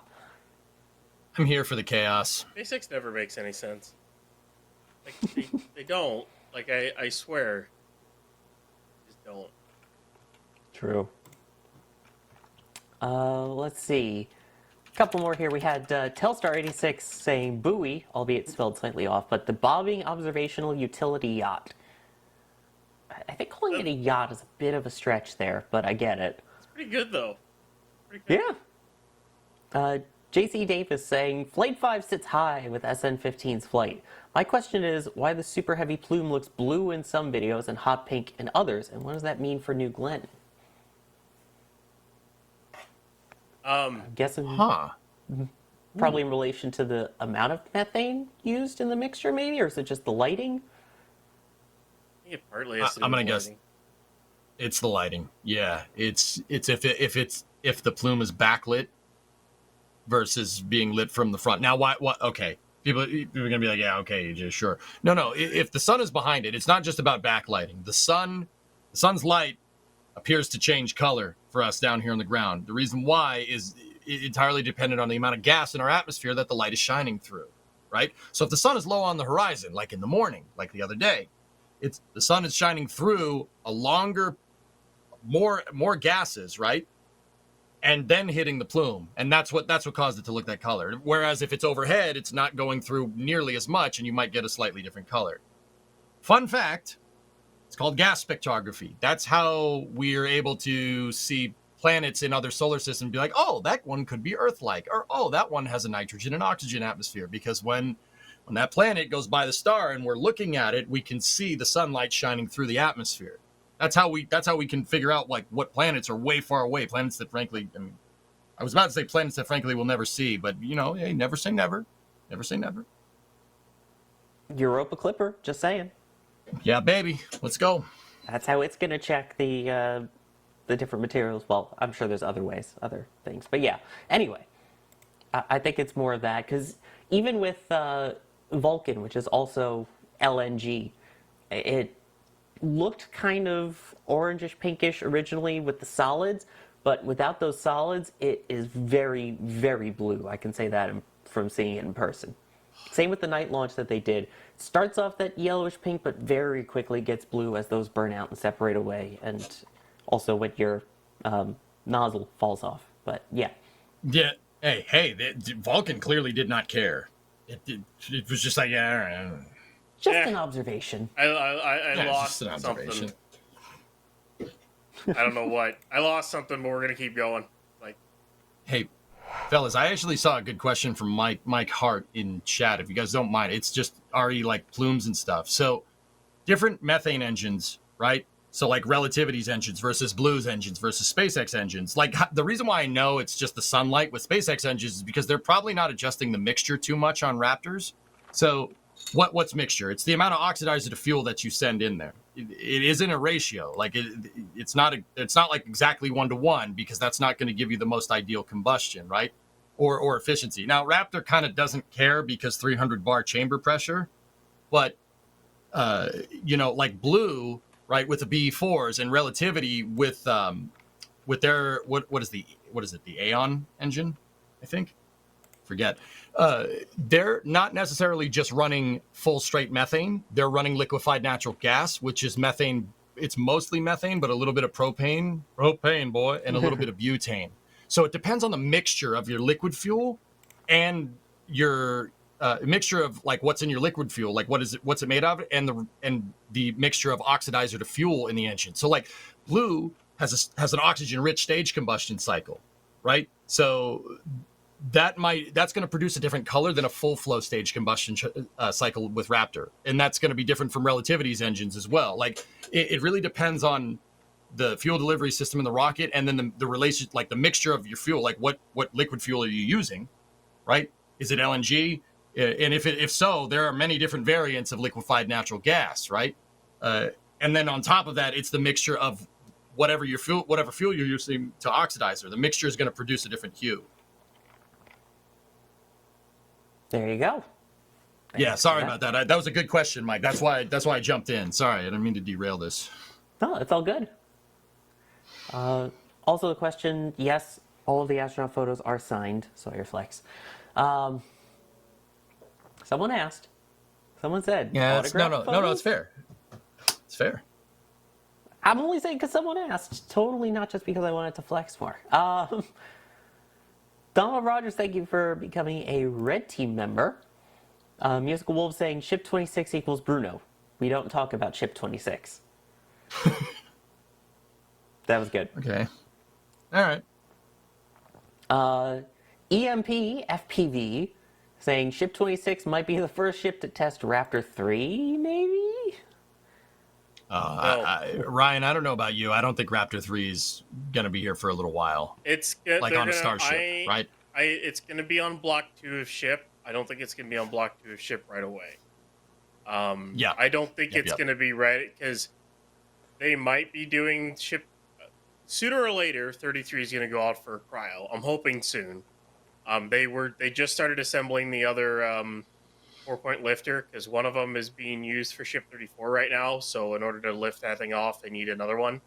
And since they just built another one, there's a solid chance a cryo could be soon because of that. Which will be really cool to see that thing out there because, like, I'm putting together everything that all the changes on it, and I can't wait for shots of it at Massey's and to really look at any other changes with high-res photos of the whole thing put together. But in terms of Raptor 3 on that, it's pointless to test. Utterly pointless. Like, it's so negatively pointless to put Raptor 3 on that because the plumbing to the engines is completely different. On Block 2 of Ship, they have a separate transfer tube, down tuber, for the RVACs. On Block 1, it's not. It's pointless. So, yeah. Not going. It's a waste of a time. It's dumb shit. Hey Ryan, I have a interesting thought here. I'm gonna send it out there. If you don't like it, you send it right back. Do you think that Raptor 3 is their solution to fixing nozzle warping for the boosters coming back? I think part of it will be. Yeah. Cool. All right, we're on the same page there. By the way, just want to finish up with some support here as we get ready to hopefully begin fueling shortly on Falcon 9. Someone named D. Wise Dewizzy, I'm not sure if I'm pronouncing that right, saying they should stack Ship 26 on an SRB like Ares 1X. Yeah, baby. That's D Nice. Where's D Nice at? I get that. So that's how By it's the gonna way, be. it's Wise. Wise. Wise. Yeah. Is it? Jake Quellen. No. Okay. All right. Grizu saying just strap a bunch of C4 to Ship 26, push the button. Yes. Yes. I'm down for it. Matthew V. Was anyone else nervous when the ship engine graphic didn't show up again? No, not really. Let's see a little bit. here. A little bit. Steve saying to the photography crew, but I wish Sawyer was there so I could see his work. Thank you. I appreciate it. I do have like 1 or 2 shots in the shop. You can always yell at Adrian to get more. But saying for prints, wish they were edited to be brightened and sharpened. I have 3 large IFT prints on my walls that save space for more. Well, hopefully you enjoy more. There's a heck of a selection up there now at shop.nasaspaceflight.com. So hopefully there's a nice bright one that looks great for your room. Hey, Sawyer, real quick. You know, you need the print thing to yell at Adrian. Can I just yell at Adrian? Can we just Of course, do that? you can always just yell at Adrian. Oh, excellent. All right. High five. Sorry, Adrian. No, you're not. Love you, buddy. No, you're right. Okay. All right. Then Crafty Geek saying, for what it's worth, Brits pronounce buoy as boy because of how you say buoyant/buoyancy. Yeah, but then again, you also say ma'am sounds like mum, which makes for some very awkward sentences. Just saying. Yep. Because, you know, English is the hallmark for, you know, unified language syntax, right? Like, obviously, right? You know, let's just spell the word that's pronounced the same 3 different ways, right? No. It can change, all right? It can change. Yeah, but you're wrong. It was buoy and boy. Just saying. Buoy. Yeah, again, Baba Buoy. I am spicy tonight, and I am not sorry about it. And then the last question we'll take for Starship before we transition fully over to Starlink here. If they do get 37 and have a pad there, do you think we'll ever see tanker launches from 39 and 37 within a few minutes of each other? I think we'll see. The first thing to really be able to see that would be a launch from 39 and a launch from 40 within rapid succession first. I think we would see that before we would see anything close to rapid Starship flights like that. I don't know what You're you gonna guys need think. a lot of tanker flights, and not only that, you're gonna have to rendezvous with the depot. So the closer you launch them together, the easier it is to rendezvous. As long as the range fine with it, I could see it happening. Yeah, that's the real Forget question. if it's going to is happen. The range support. I want to. Right. Yeah, that's true. Forget, you know, if it's going to, I want to see that happen. Can we please do that? Yes, please. All right. Well, we are now just about 30 minutes away from the launch of Starlink 8-19, so stick around. Not only do you get the rest of the flame trench here, you get a rocket launch. The main concern, of course, being the wind, as we mentioned just a short time ago. As of right now, you can see they're about 15 kilometers per hour, 9 miles per hour on the winds.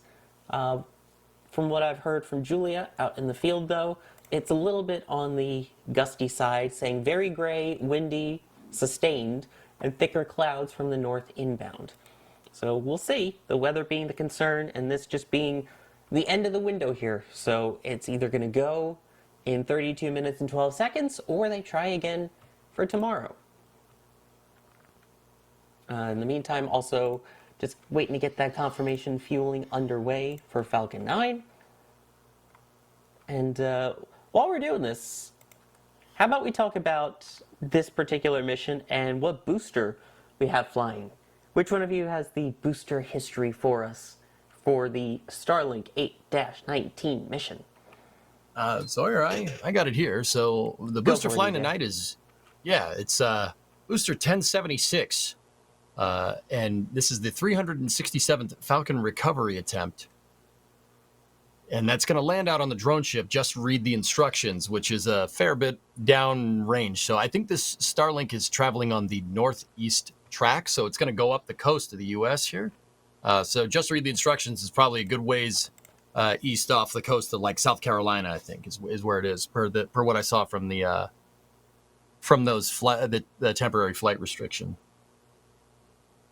Yep, it is said to be recovered 618 kilometers downrange, with fairing recovery about 700 kilometers. And yes, it is indeed going to the northeast. Yep. As for the booster, it is now making its 17th flight. You ready to go through the list? Oh, please send it. All right, we have CRS-26, OneWeb 16, Starlink 6-1, Intelsat 40E Tempo, Starlink Group 6-3, 6-6, 6-14, 6-21, O3B mPower 5 and 6, which is one mission, Ovzon 3, 6-40, Eutelsat 36D, 6-54, 6-64, Turksat 6A, Worldview Legion 3 and 4, and now this one, 8-19. Just a few. And this one has landed on all of the East Coast ships, by the way, with LZ-1. Also, just read the instructions and a short follow gravitas. And it is just read the instructions downrange. Since we saw a picture from the port earlier, you could see a short follow of gravitas was there with its most recently returned booster. And a reminder, if you have questions related to tonight's Starlink launch, you can tag us at NASA Spaceflight, just like you've all been doing throughout the show here. Neil Sawyer, Wilson, by the way, wondering, just getting towards sunset, any chance of a jellyfish tonight? I think so. Should be. I think it might be yes, EJ. Yeah, I think the answer is absolutely. I mean, the reports coming from Julia, in the back channels that it's a little cloudy in Florida, but up the coast seems pretty clean. So yeah, there is definitely potential here. Yeah. Also, Sawyer, I have another question real quick. I don't mean to keep going. I have another question. Why is this community so awesome? I mean, I don't think that question can even be answered, but it's true. Why? Because they keep supporting us. Steve Calvin dumped 5 Red Team memberships in there while we were talking about this. Just saying, why is it so awesome? I don't know. It's pretty good. Pretty good. Yeah, baby. And yeah, there you can see sun kind of setting. Also, the clouds there behind the vehicle assembly building. But yeah, it's right around sunset, which sun should be setting about now, technically, if I remember correctly. And prime jellyfish time is within about 30 to 60 minutes before or after. And given that we are about 28 minutes after sundown for launch, I think there is a very strong chance of a jellyfish, which, for those who don't know, because we bring it up all the time about the jellyfish, I'm sure most people here do know, but what is the jellyfish effect, Ryan? Basically, it's the sun is at just the light reflecting off of the gases of the vehicle is at the perfect angle that it creates this like large nebula effect, kind of like what we were talking about earlier with the different colors of looking at the like Starship's rocket exhaust on ascent. It's basically the same effect. Forgot even what EJ called it at this point. So it's backlighting. This one is not necessarily about like the color of the plume, but the plume is going to be backlit. So basically it's dark in Florida where the rocket takes off from because it's just after sunset, but the rocket's going to fly at a much higher altitude.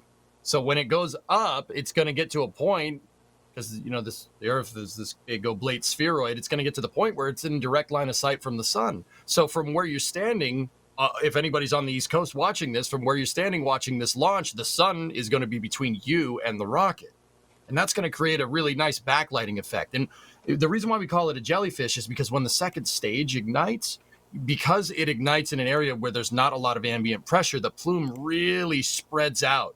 And it creates this big flow phenomenon that looks like a jellyfish.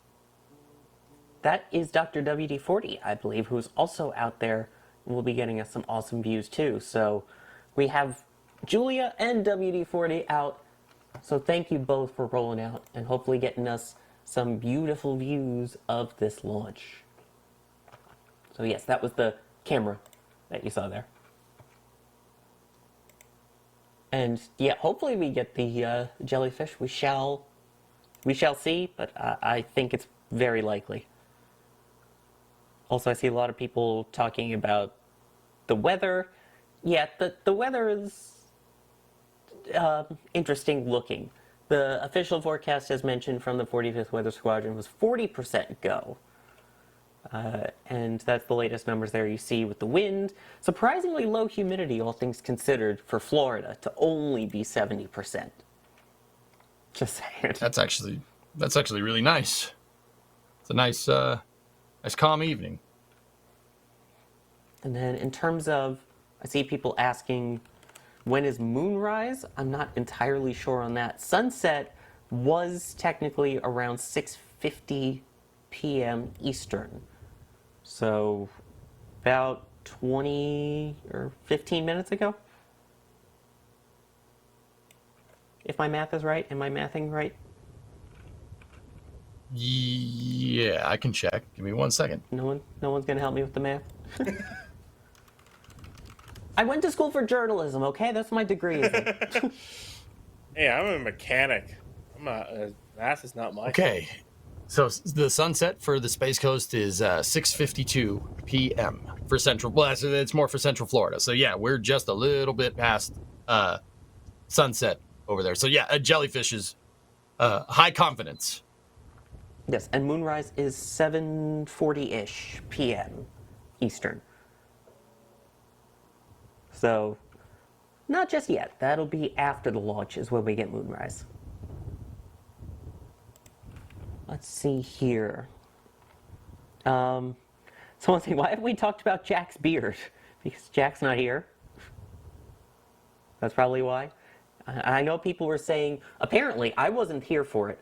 Last Flame Trench, you all agreed that you would shave your heads if it was caught? I did not agree to that at all. Wait a minute. I've seen a few people mentioning it, which I was not there, so I was away. Chat Volin told us. Chat Volin told us, man. That's what happened. Told. So I was on vacation in a totally different state. I am not partaking in that in any way because I didn't agree to that. So, but if you do want to shave, use Henson. Sorry, I had to. Hey, nice segue. No, that was good. Let's see. PH wondering, maybe a dumb question. There's no dumb questions unless it's about Ship 26 or Ares 1X.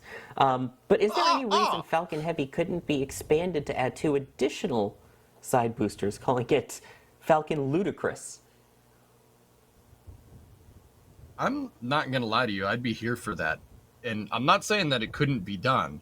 The big thing with having like a Falcon Heavy with 4 side boosters on it at 12, 3, 6, and 9 is the modifications to the ground service equipment that you'd need to make.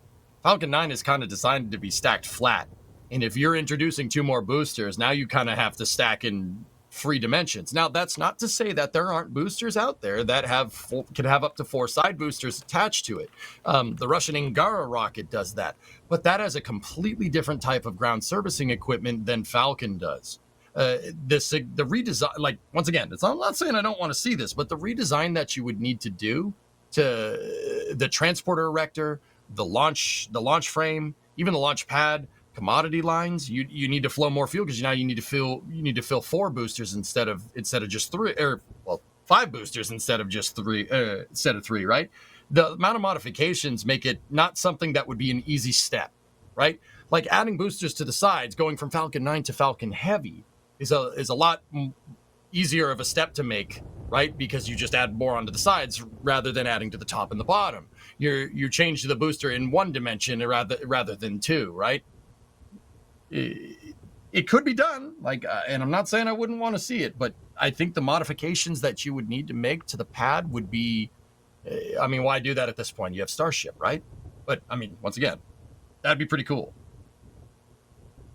Indeed, as we get the super enhanced enhanced view of Falcon 9 there, and we are about 1 minute away from hopefully getting the confirmation that everything is continuing to be on track with the T-minus 20 minute, 20-second vent. So we will be keeping an eye out for that. You can see there, the bottom right view, it's a lot more clear. The super sooty part of the booster is a lot more white as it continues to fuel up with those super cooled propellants. Reminder, Falcon 9 uses RP1, rocket propellant 1, the refined form of kerosene, and LOX, liquid oxygen, as its propellants. And stage 1 loads both of them simultaneously, whereas stage 2 just begins with the RP1. That ends typically in about 15 seconds from now, and then 4 minutes after the 20-minute vent starts, that is when we will start seeing fueling of the liquid oxygen into stage 2.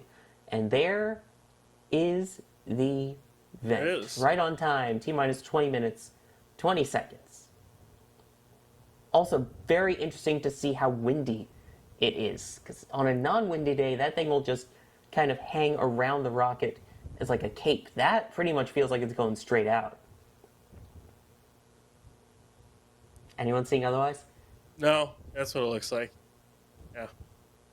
Of course, those Now, winds Sawyer, Hopefully the are winds please are refresh my definitely memory. watched.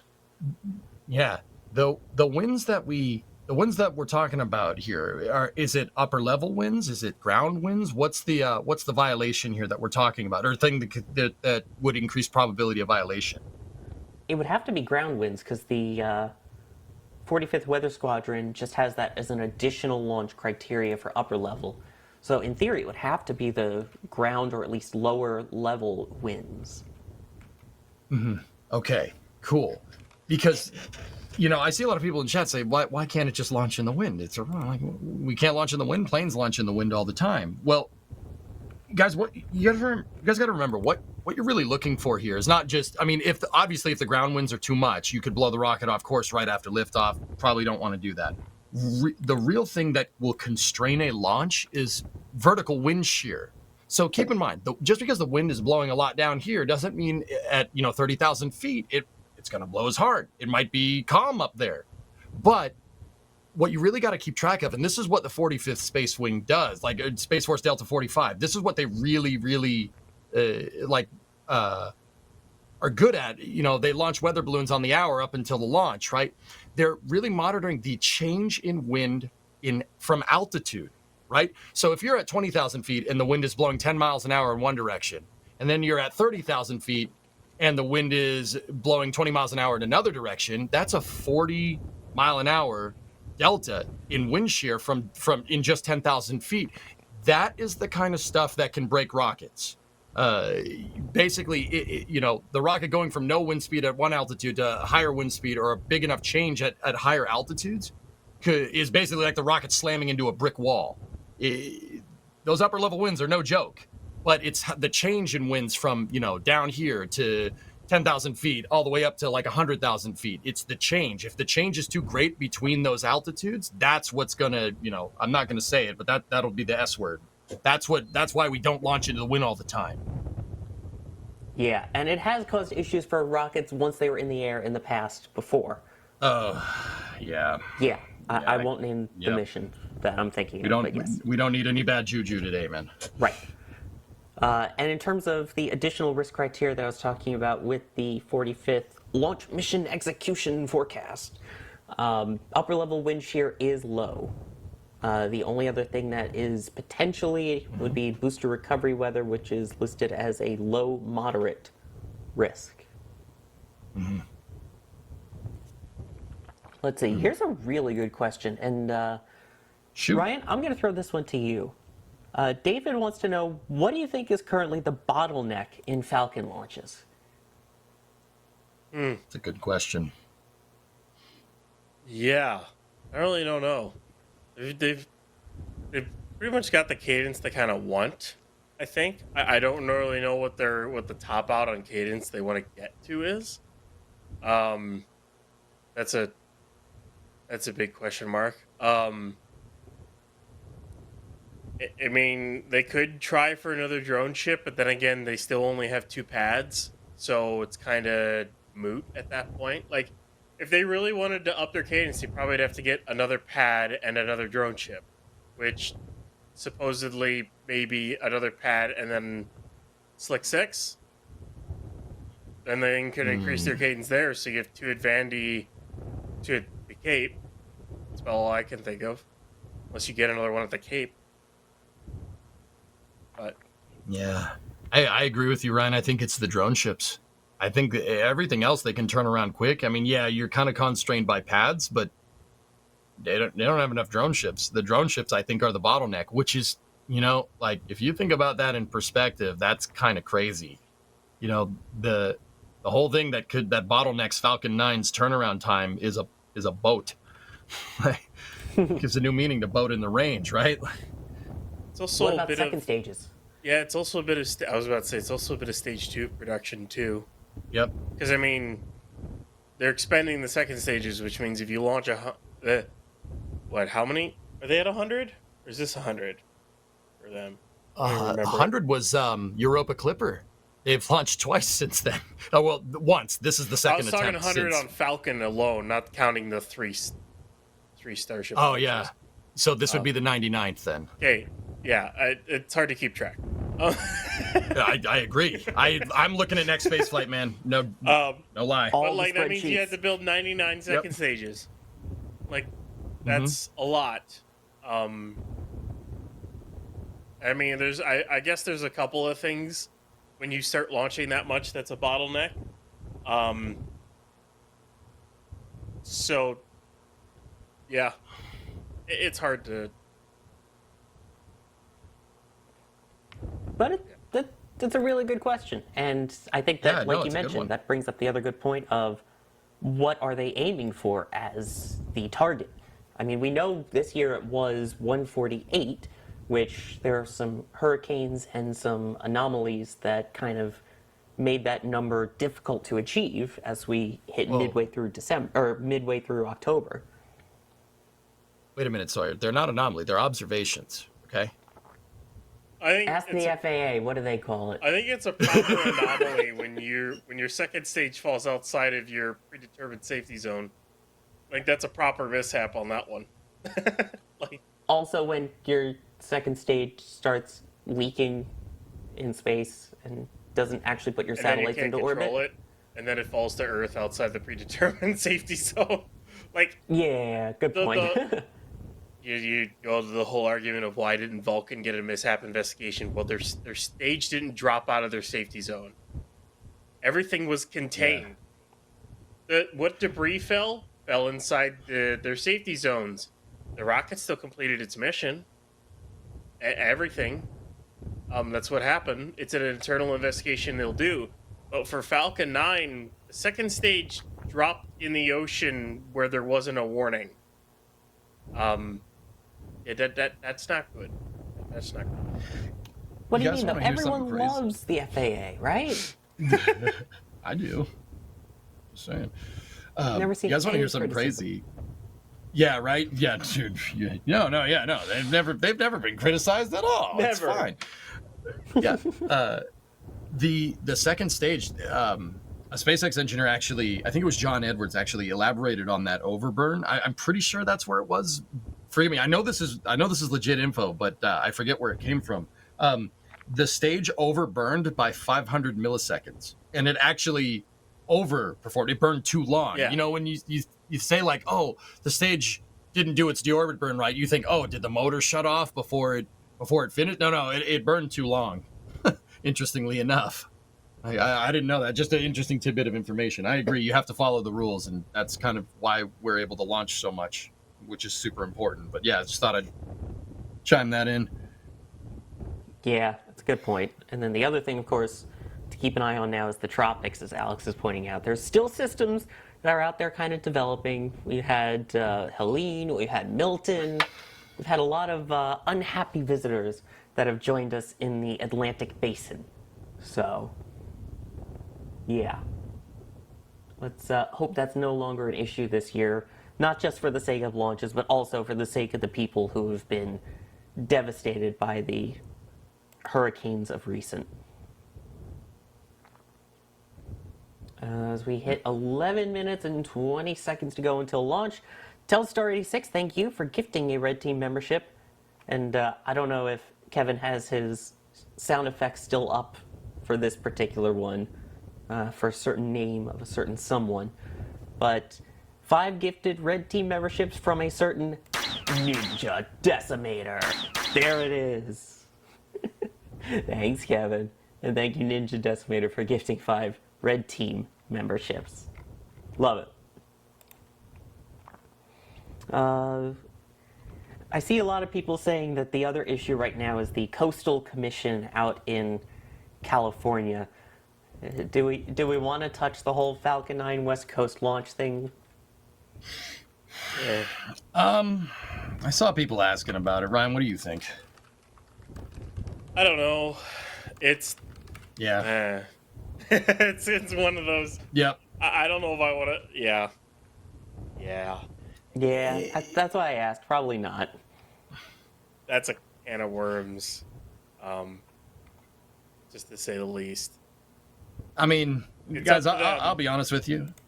It's, yeah, I mean, I'm sure this problem will get solved somehow, but, I mean, this is NSF. We sit here and talk about spaceflight. Do you really want to hear us talk about everything else that you hear throughout the day? Nope. We don't want to do that to I you. don't even want to talk about You know, we don't want to do that to you. You deserve better. Yeah, just know it's a thing that's happening. Yep. It is a thing that's happening, indeed. And for those who enjoy lawsuits, have fun reading up on it. Let's see here. Yeah, because I saw a lot of people addressing that, so just wanted to make sure. This is probably a spreadsheet question for Alex. We'll see if he's got the numbers. How many boosters have successfully landed in total? I'm sure we will get that number in just a little bit. So, Alex is typing.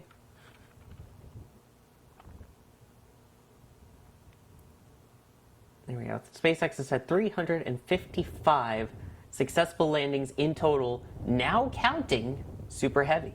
They call it a booster. They caught a booster! They caught a booster. But technically, They is did that a booster landing if it's in a Texas. catch? It's a landing. It landed on arms. It landed. But it didn't land I on agree with land, him. it landed on arms. It Yeah, was and then it caught. got placed on the O11, and then it got placed on a transport stand. It landed. But it didn't land Please on the don't do land, this. it caught on the arms. It landed. I don't know if you guys can hear it, but I'm face palming as hard as I can right now. See, what I envision it as the sticks are just a landing pad that moves into place as the rocket goes in between it, and the pins land on the landing rails, and the landing rails is the landing pad.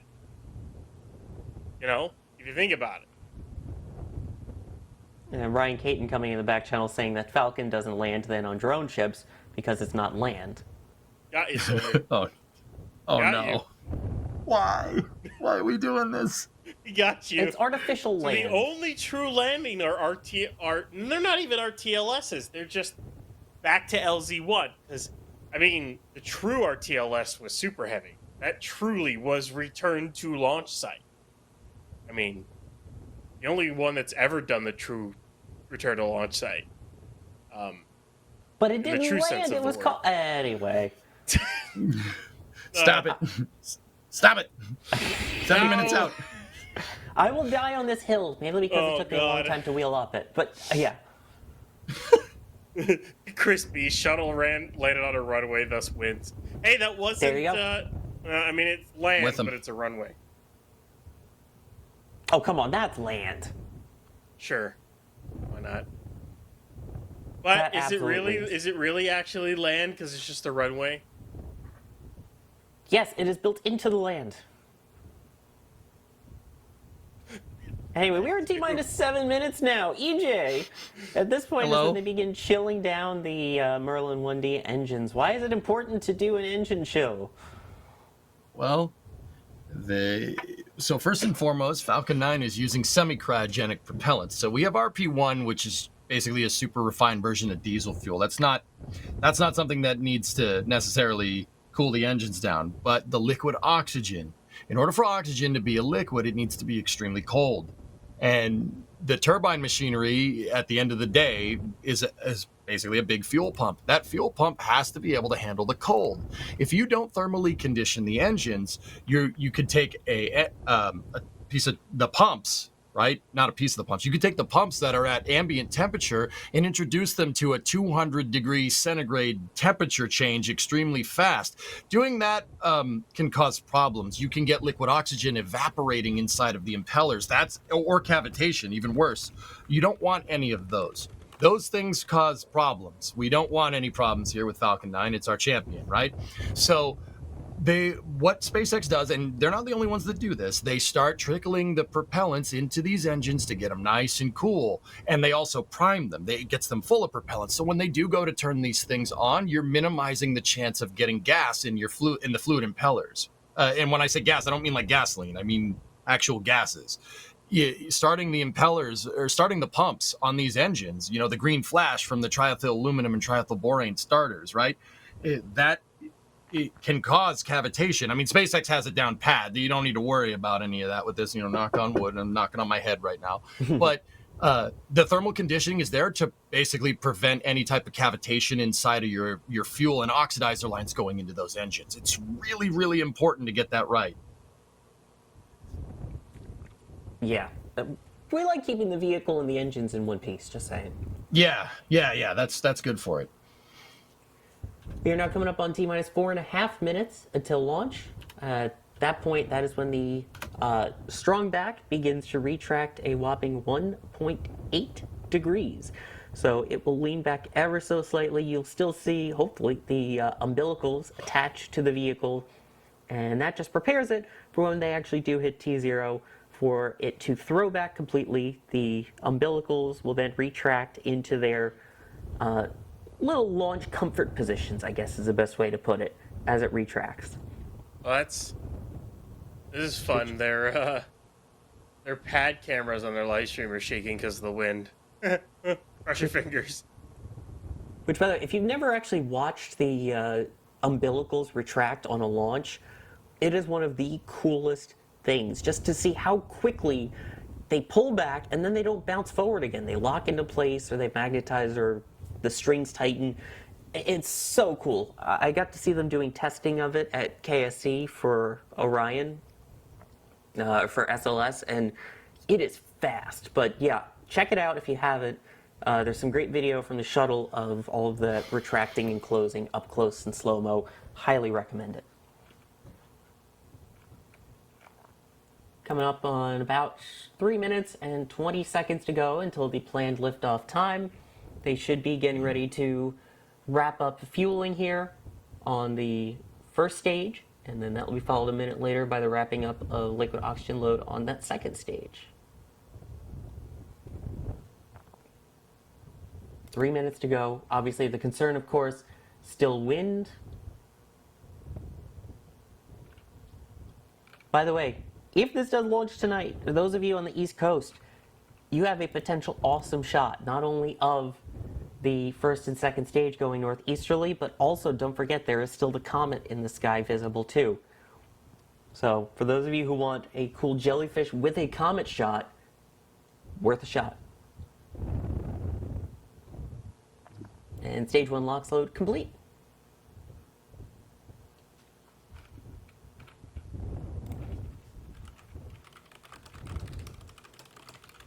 Should be coming up on second stage fuel loading complete as well.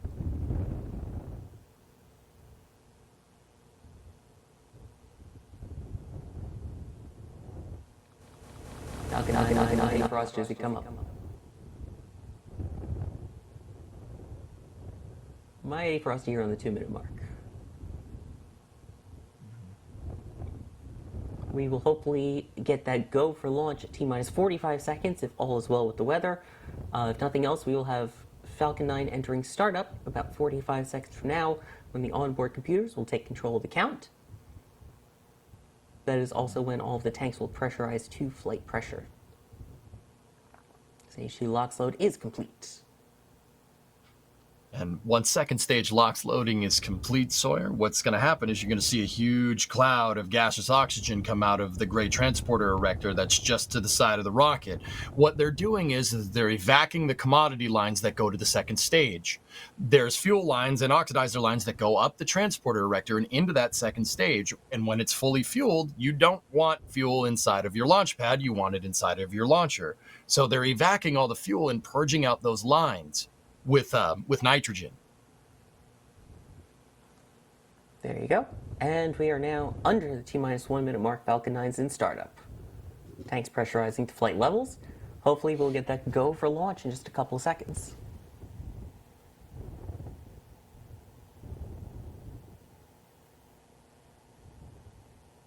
We'll listen out for that. There, go for launch.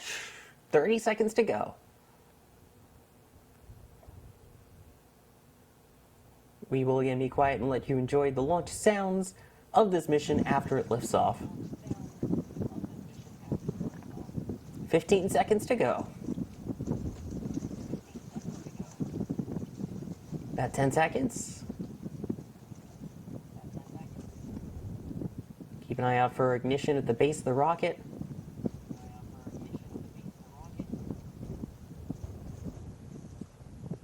There we go, we have ignition and liftoff of Starlink 8-19. Go, Internet Satellites V2, go.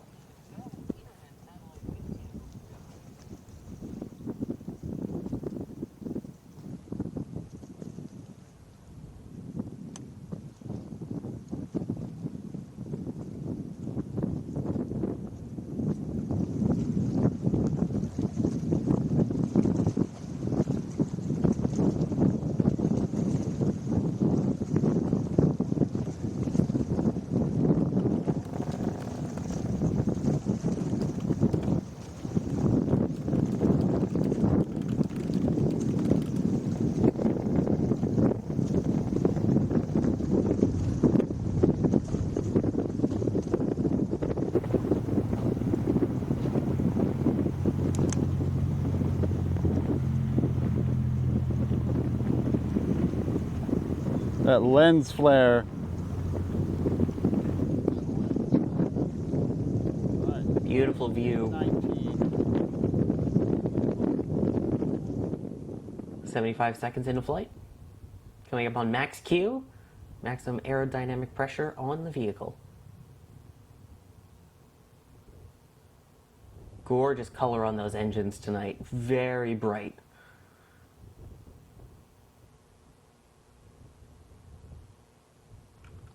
So, EJ, we should be coming up on a couple of events in rapid succession about 1 minute from now. Mm-hmm. Yep. At about 2.5 minutes here, you're going to see the 9 main engines on the Falcon 9 first stage shut down, followed by the second stage separation and second stage ignition. Right around now, we should be hearing a call for Merlin vacuum chill. It's when they do that thermal conditioning that I was telling you guys about. They're basically trickling propellants from the second stage into the second stage engine, the Merlin vacuum, to make sure that when it separates from that first stage, that you get a nice smooth ignition, which we should be seeing here in another 15 to 20 seconds. Yep, again, the SpaceX feed is a couple seconds delayed from real time, which is our clock in the top left. That's Miko. That is definitely main engine cutoff. Next up will be the stage separation, as you mentioned, and then ignition of the Merlin vacuum. Let's see it in a replay from SpaceX's cameras. That's Miko. There's the first and second stage separation. Look at the Terminator line. Beautiful. And there's ignition of the Merlin vacuum engine on the right side. The terminus there, the divider between night and day, getting a gorgeous view of our thin blue marbles atmosphere there. Sorry, got all kind of poetic. It's totally warranted, my friend. Should be coming up on fairing separation. Should have confirmation of that. There they go. The payload fairing halves falling away to be recovered about 700 kilometers downrange and hopefully used again. Also, MVAC propulsion continues to be nominal, so all good so far with stage 2 as well. So, if everybody's watching your right-hand side of the screen, you see that Merlin vacuum engine. It looks a little bit warm there. The cool thing about that Merlin vacuum engine is a little bit different from the first stage motors. That second stage engine glows to actually radiate heat away. That glowing that you see on that nozzle is actually how that nozzle is staying nice and cool. Because when you're up in the vacuum of space, you can't convect heat away. There's no air, and you don't want to conduct it back into the engine. Because if you're conducting it back into the engine, that means your turbine machinery, which we know needs to stay cool, is going to start getting warm. You don't want that to happen. Look at that jellyfish. There's the jellyfish Beautiful. effect, There in you case go. you're wondering why we call it that. There Beautiful. you go, from one of our Cape cams here. You could see just it plumes out like the top of a jellyfish. And then the little tentacles coming out the bottom being the beautiful plume trail. And also, it's cool because it's hot. I see what you did there. Yeah. There you go. It's cool because it's hot, so it's cool. Yeah, it makes sense to me. Tracks. Yep. There we go, continuing to track that second stage there. That is Dr. WD40 out in the field, also on Twitch, continuing to keep that track. Shout out to WD40 for awesome views as well as we hit T plus 5 minutes into flight. Based on the numbers, everything looks pretty good. The first stage has already passed apogee, the highest point in its current trajectory. So it is on its way down. Mm-hmm. Yep, And you then can next see. up is... Oh, go ahead. No problem. You can see from the telemetry on the left side of your screen that the first stage velocity is increasing. If your velocity is increasing and your altitude is going down, the Earth's trying to pull you back in. And it is. Just when I thought I was out, they pulled me back in. The second stage, though, it's got a different idea what it needs to do. There you go. Well, next up is the entry burn. Ryan, this is where it fights fire with fire, right?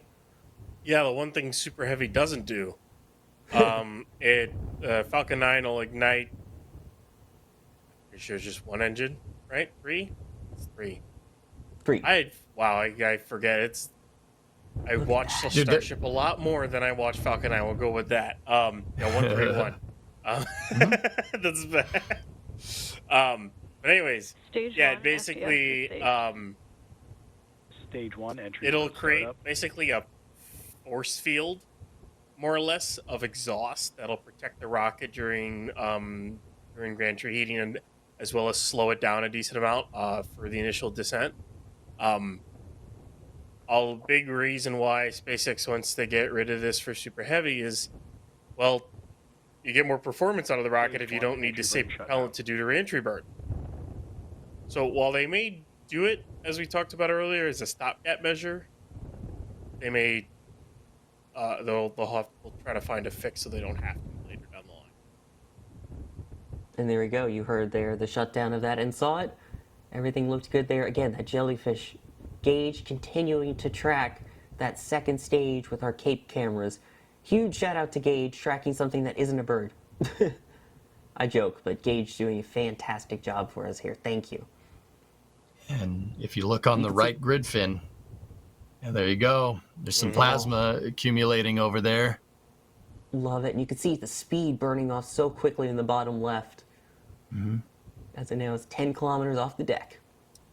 This is weird. Stage 1 Next up, transonic. there we go. Stage 1 is transonic. Transonic.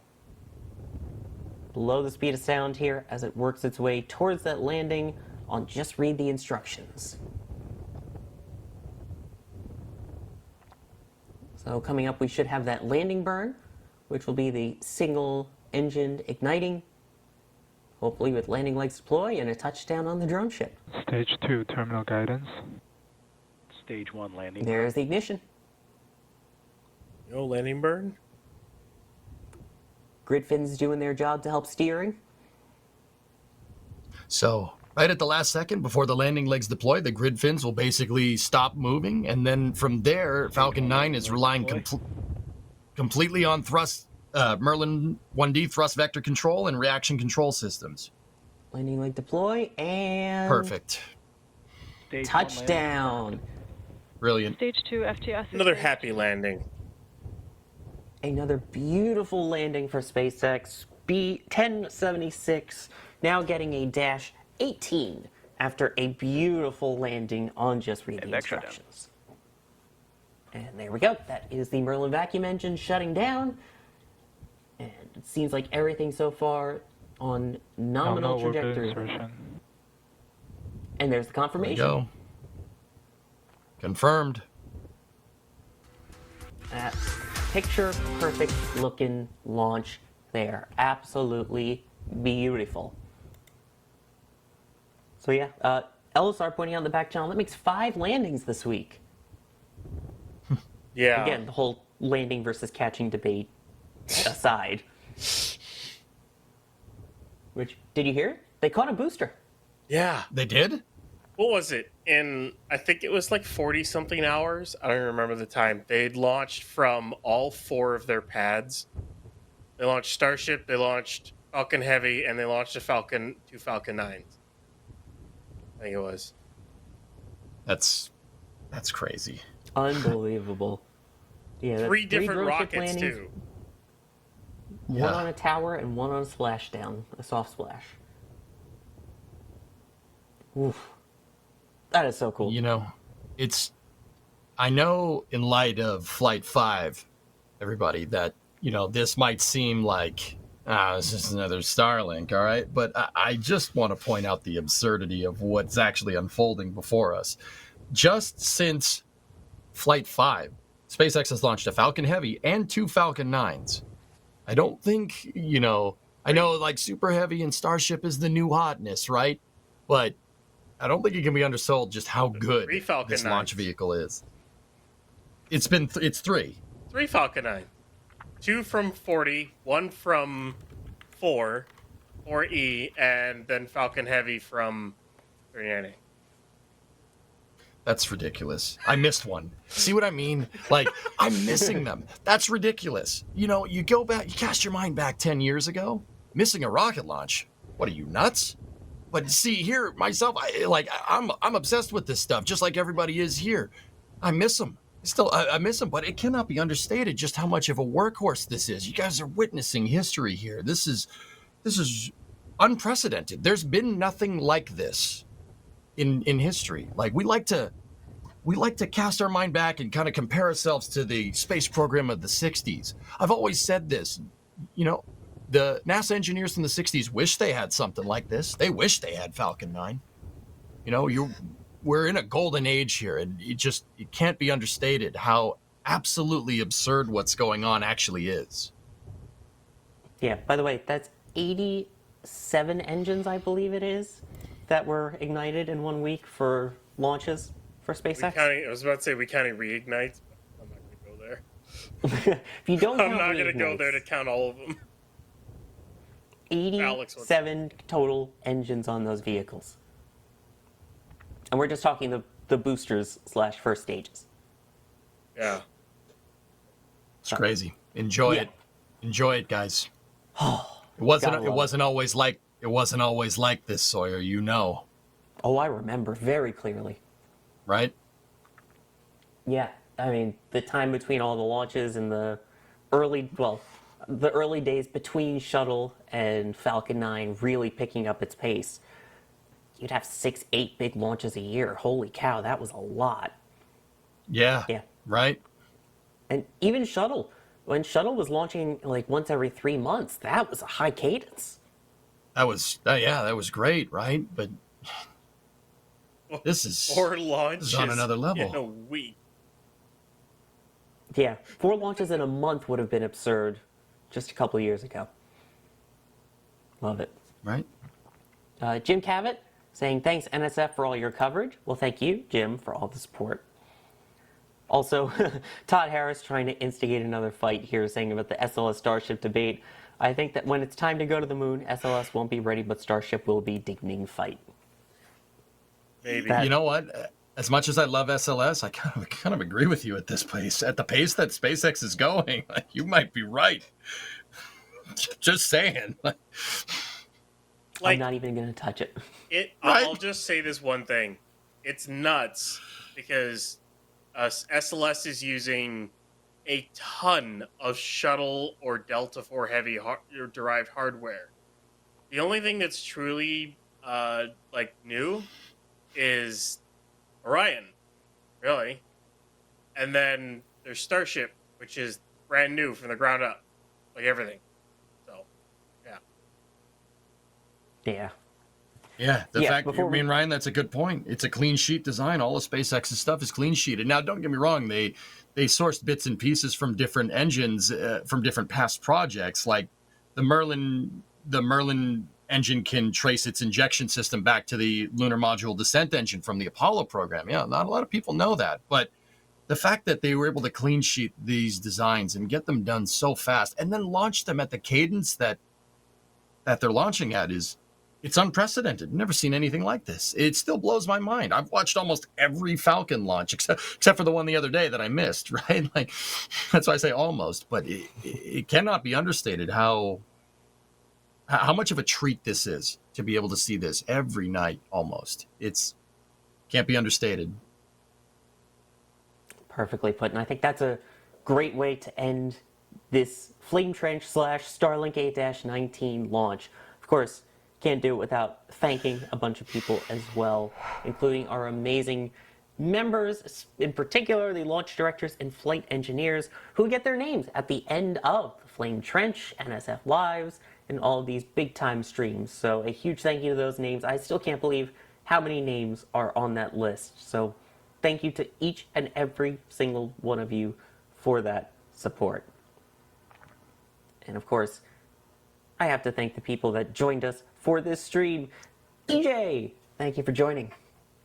Thank you for having me. I know I get a little rowdy, guys, but yeah, I know it's truly a privilege to be here, and I only do it because I'm trying to bring my A game for you. Because once again, it's a privilege to be here, and I thank you guys for having me on here.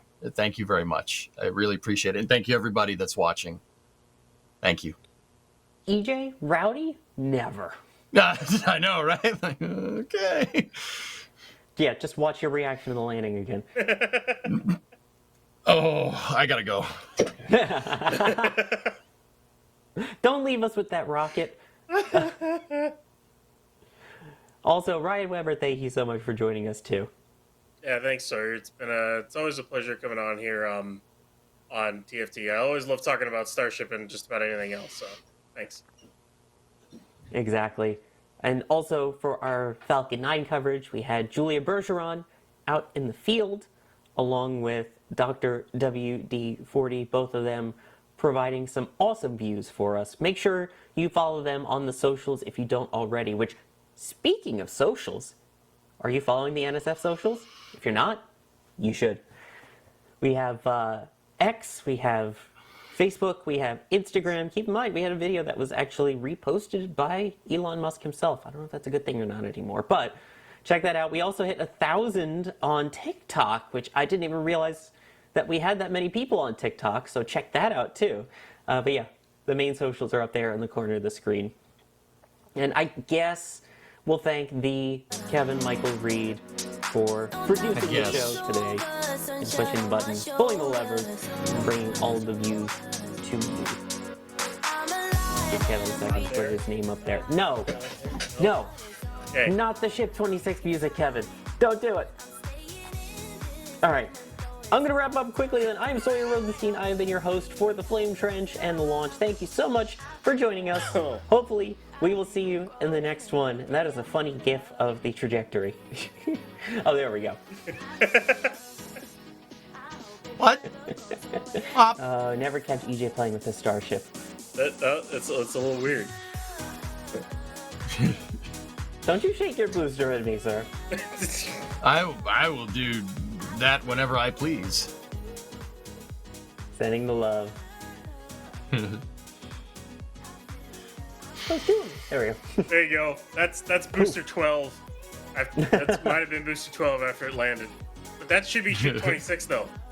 It should be ship 26. Boom. I agree.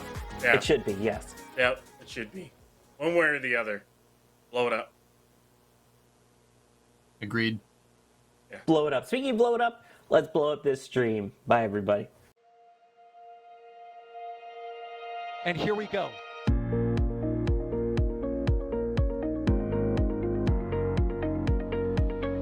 We have liftoff. Propulsion continues to be nominal. R68 chamber pressure looks good. Following up. Roger, roger, Atlantis. Water towers, fly! Yes! Tango down to nominal. Fighting downside SPD off. Bring in SPD off. Off. It's orange! Oh my god! Oh my god! Decollage. Look at that. Put that in the big bag, Jingle. 343 unfolds to go. Indeed. We rise together, back to the moon and beyond. This methane will be igniting in the flare, correct? Yikes. You dead? We don't need any more of these.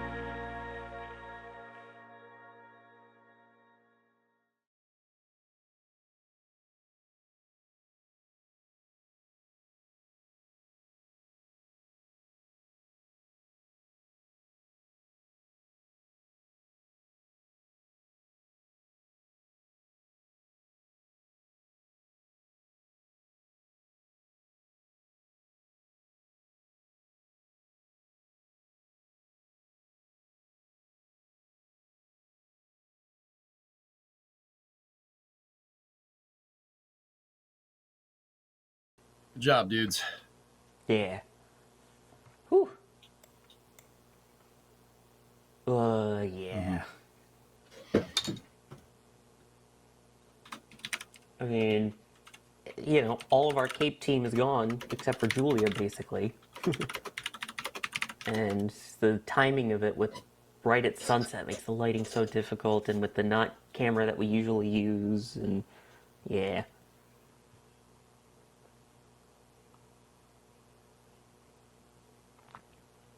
Yeah, I noticed that. I'm like, I hope that's just the preview window.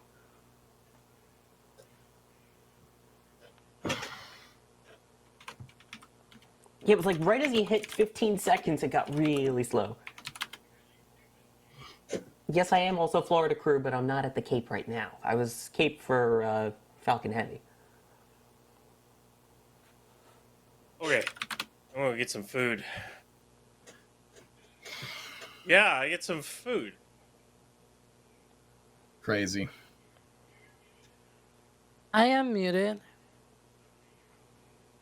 Nice. Yay. I'm not muted.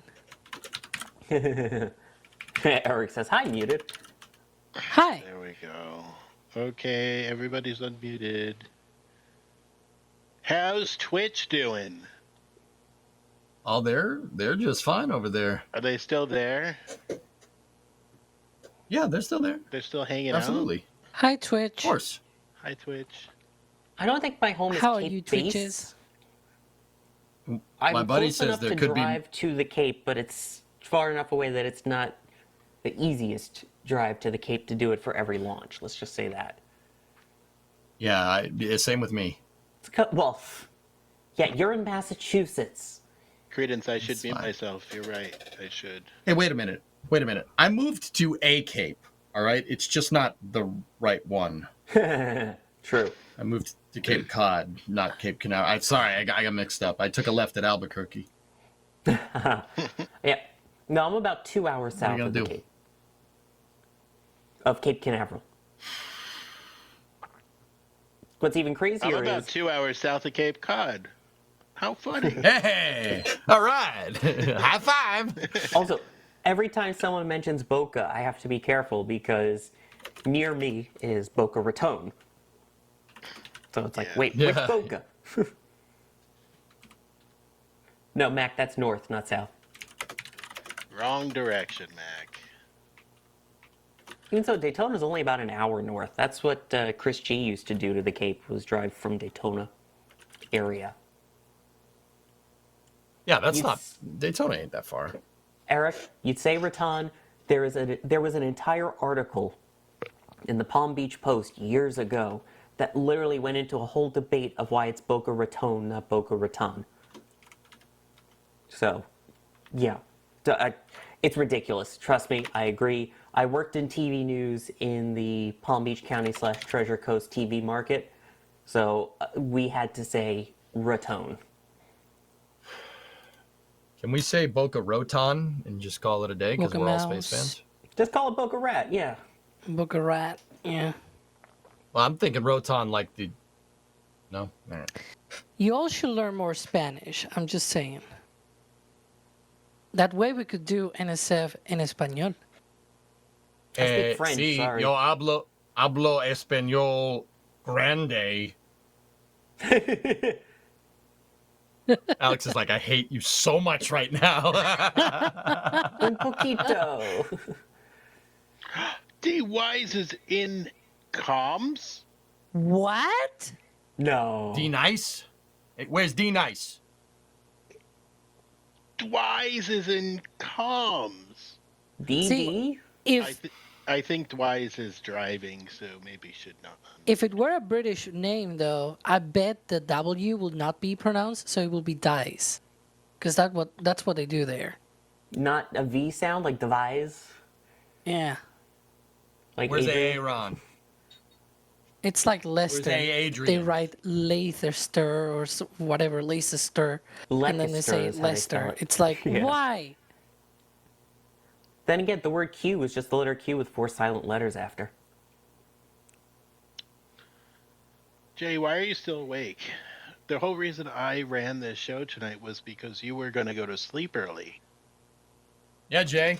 Yeah, Jay. What the heck, Jay? Yeah, Jay. Hey, what's the matter with you, mate? You can't sleep. You got the insomnia, mate. Because EJ had Aries behind him. I see. Yeah, it's the reason they keep most people up there. It's perfect. How close am I to Worcester? Worcester's in the middle of the state, dude. I'm. They caught a 2.5 hours booster. out. Worcester. They caught a booster. Not Worcester. Guys, they caught a freaking booster. It's Worcester. Guys, They caught a Worcester. booster? Hey, Brondo, we actually built right, okay?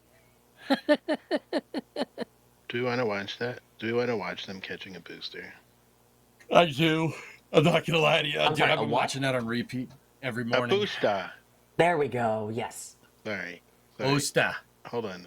I'm going to find the booster. Oh wait, is caught this the a- right? This is the wrong stream that I'm looking at. What the hell? They caught a booster there, kid. I'm looking for the booster. Aries One is the best rocket ever, Twitch chat. Don't you know this? I love EJ Zoidberg. I don't know why. Look at me, Dr. Zoidberg, rocket owner. Do we care about the launch part? No. Okay, good. They boost a cotter? Yeah, I know. It's crazy, right? They cauterized it? What? I don't know.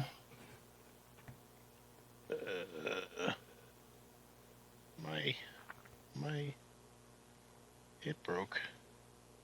Okay, there we go. So now I need to do operator. Yeah, we getting some booster rolls in Worcester. You coming, bruh? Yeah, it'll be great. It'll be great there, kid. Kid, I freaking own boosters. I catch them in my sleep, guy. You're yawning. Yeah, it's probably your fault. It's a skill issue. Your skill issue, indeed.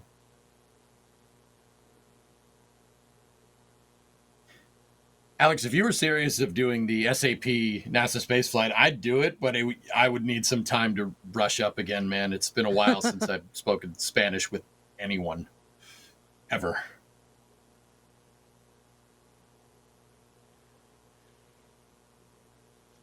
I'd do it, though, if needed. That'd be pretty cool. You remember, Cool to like, put that to work. like 4 flights ago? 5 flights ago? Was it 5 flights ago? Yeah, 5. When it did a Kerbal on liftoff, like... You remember? Yeah, I remember. Oh, I remember. Oh, I remember. Which that's why I wore my Concrete Way to Go shirt. It's just because it's amazing how far we've come since Flight 1 of destroying our van with concrete to catching a booster. Wait, how would you say that? Catching a booster. They sent the booster up in the air, so it came back down. These two big freaking arms. It's like I was in Chinatown getting Chinese food here. You gotta go get the dim sum. They caught the freaking booster, came down, the arms caught it. It was magnificent. What you talking about? You gotta do that. You gotta do that with your hands. Hey, Of course, hey, you gotta I'm talk with the landing hands. here. You gotta talk with the hands. Yeah, of course. You don't talk with the hands. What are you doing? What are you doing? What's crazy is I've literally had to tone down my New York, New Jersey accent. Mine was a lot stronger, but then I started working in Tallahassee, Florida. And a lot of people apparently couldn't understand me. The best was for work. I had to call like sheriff's departments and people in South Georgia. So I'd call, leave a message, and then they call back. I got a voicemail from someone from the station. I couldn't quite understand it because they were talking No too fast. way. And they're like, Sawyer, it's for you. Guys, the booster's falling out of the sky. I know. That's pretty dope. Credence, the two what? How many stories tall is that? How many 9 feet is that? It's 23. It's so How many big. more stories you want me to tell? I can make it 6 No, stories no tall. more Sawyer stories. Look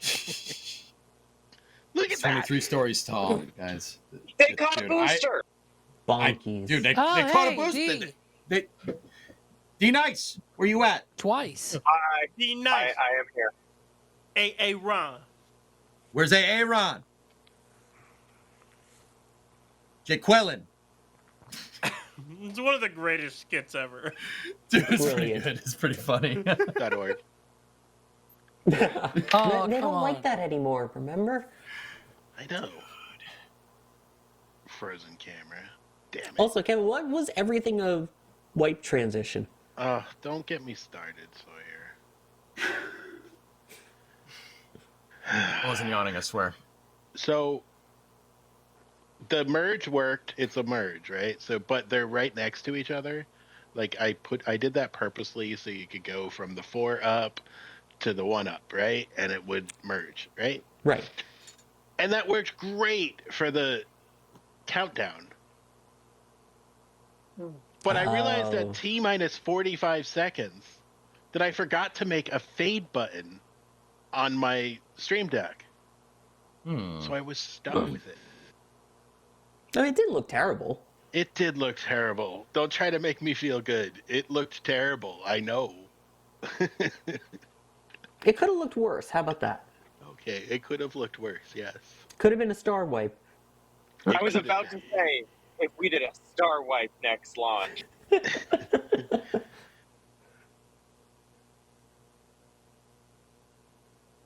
It's on fire. Stuff's on fire, yo. It's on Have you fire. seen- It's yo. over there. Have you seen EJ's That's on reaction, fire, by yeah. the way, Kevin? I did. Oh, I watched God. back EJ's coverage. Like, all of it. Really? Yeah.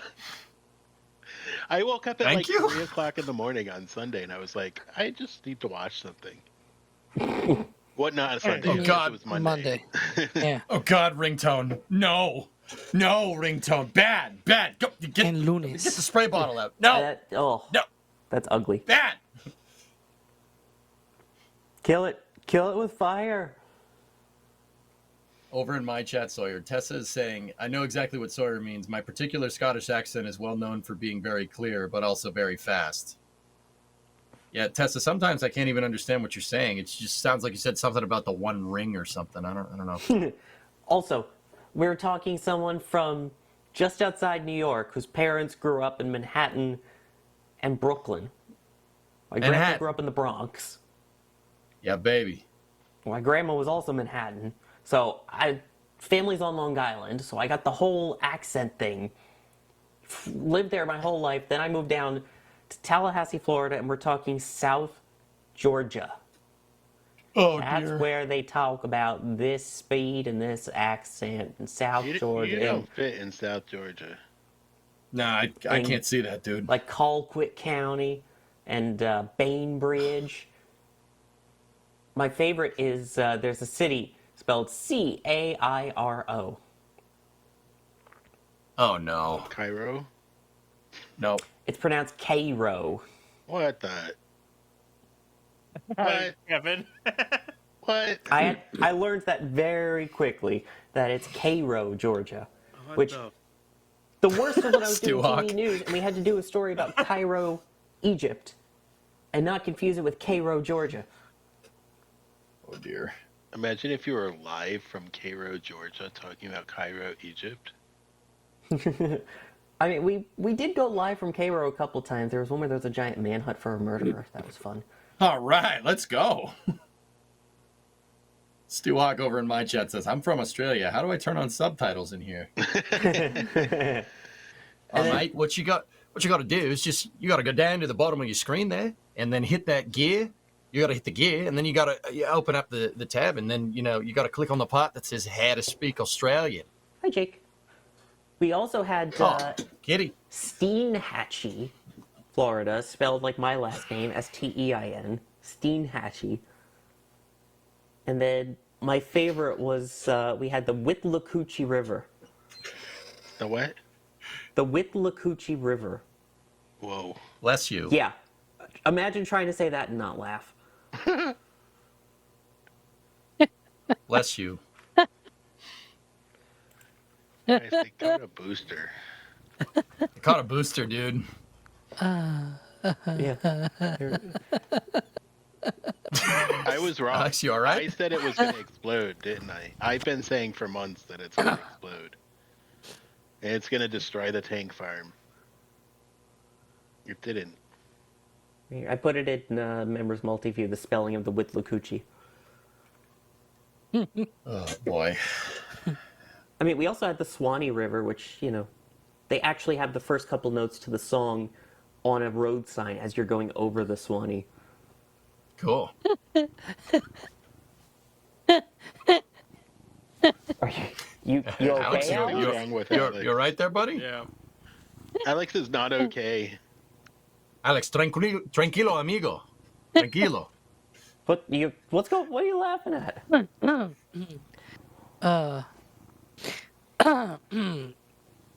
Oh boy.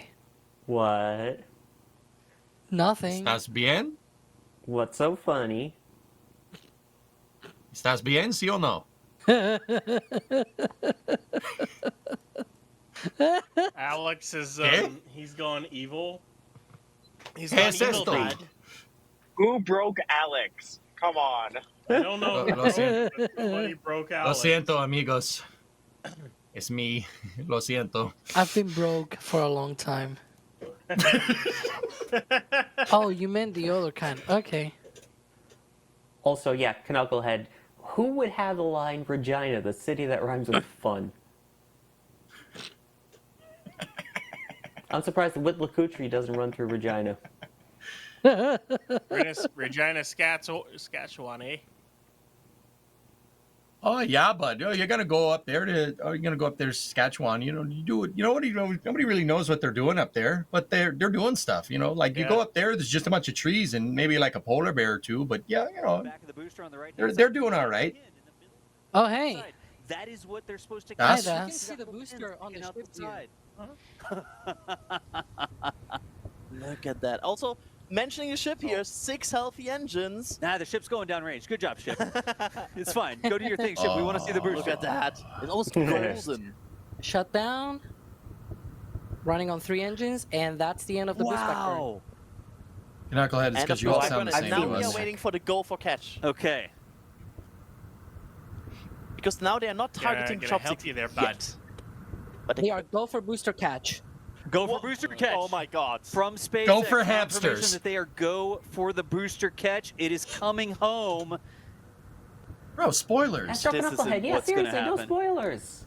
Oh my god. I need to know We're if they just catch a laser booster. focused. All the it was Nobody a planning spoil thing. All this, the photographers No follow the one booster. spoiled Quanto, I've Keep never your eye really on the done. booster. The ship will be fine. It'll do its thing. What's going to happen? Watch the ship later. Also, Credence, thank you. The song It's is now gonna stuck blow in my up. head Look at because of that. that. What Doss said there is so These true. fish There are was no gorgeous. Like discussion that had those to happen that venting from the booster. Are with we this following the elimination. ship or the booster? Everyone was You just can see the follow heartbeat booster. on this, like automatically. I'm not actually We sure whose had it. camera this is, We had the discussion. but the adrenaline flowing through Just the not veins with of you the guys. person with hands on this camera. Oh yeah, the shake on the camera from the high pulse. Look at this.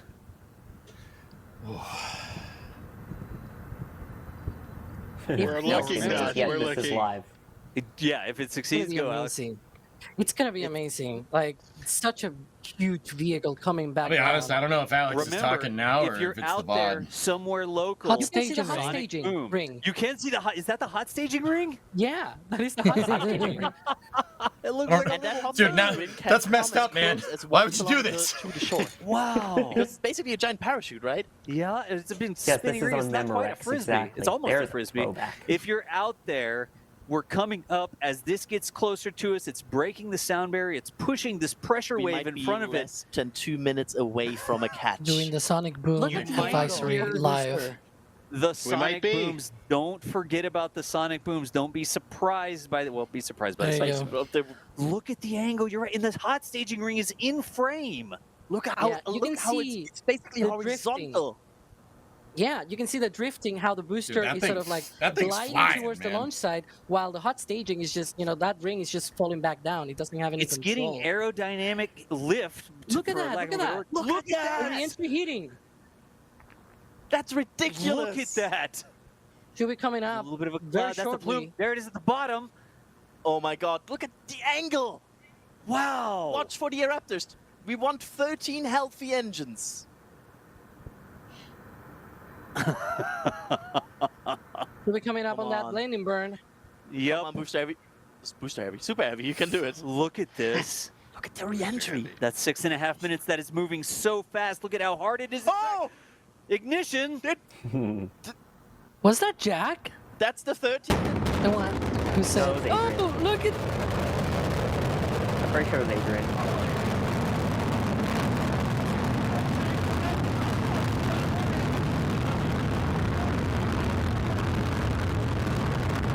Man, like a glove. He's doing it again. EJ recreating. They did it. No. Don't blow out your compressor. They did it on the first try. How did they do that? What? There's a fire at the bottom. It's on the chopsticks. It's look that side. It's not resting on the grid fins. And the other, I think, is also fine. We'll see if we can get a different angle here. The fire's almost out. Well, I hope it goes out. How did this just happen? That's the sonic boom from the way. hot staging ring. You gotta be Unreal. kidding me. Did I just scream? Are we just? Is this? How? Is this for real? Huh? Horrible, Okay, here's Eric. another angle. This is gonna be from the southern side. It's a big angle. Hey, That would have been a great look YouTube at short. that. To There's do a the close up of the reactions. fire. All right, All right, all right. It's not. Alex, that looks If you like guys it's from want to the put my QE reaction area. into your shorts, Yeah. but beep And I out sort of the. expected something the like this. that It is part, the you're more first than welcome attempt. to. First attempts tend Look, to be not a on the bit more grid fins there. fiery. Also, I Keep guess going, because yeah, I it's did straight. make a short It's, out of it's it. actually on the landing Yeah, pins. yeah, I gotcha. Wait, but you're wearing pants. Look at that. Who So said this I'm would wearing be a little bit pants? of a methane leak coming out. Those are the Yeah. connections where they.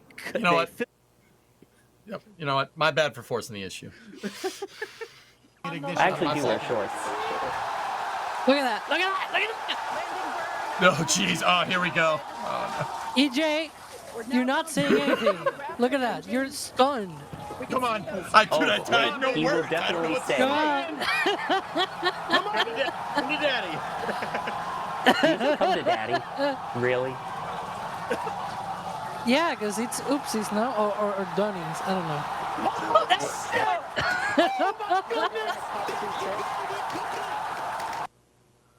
My favorite part is Dan Hewitt on the headset. That's my favorite. He couldn't say anything either. It cut out the holy. In that entire thing, it was really hard to hear the call out, but they go Mechazilla has caught the booster. It's really hard to hear the Unreal. call out though, but Dude, I can't believe that happened. Also, totally not sure, Knucklehead. Yeah, dude, I blew out the compressor. I have a compressor on, so I don't blow anybody's eardrums out because I get loud. And that last part that I said after I said, "Come on in," I was like, "Yeah!" I let out like the craziest, like it sounded like Roger Daltrey from We Won't Get Fooled Again, like yeah, you know, like it was pretty awesome. It was a pretty good stream. I really, really wish it picked it up, but also it may have been too spicy for my mic.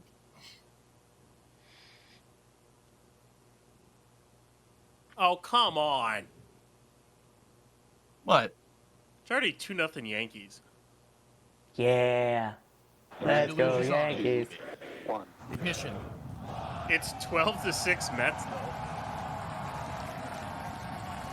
LFGM. There's a lift. We have liftoff. Flight 5 is in the air. Here we go.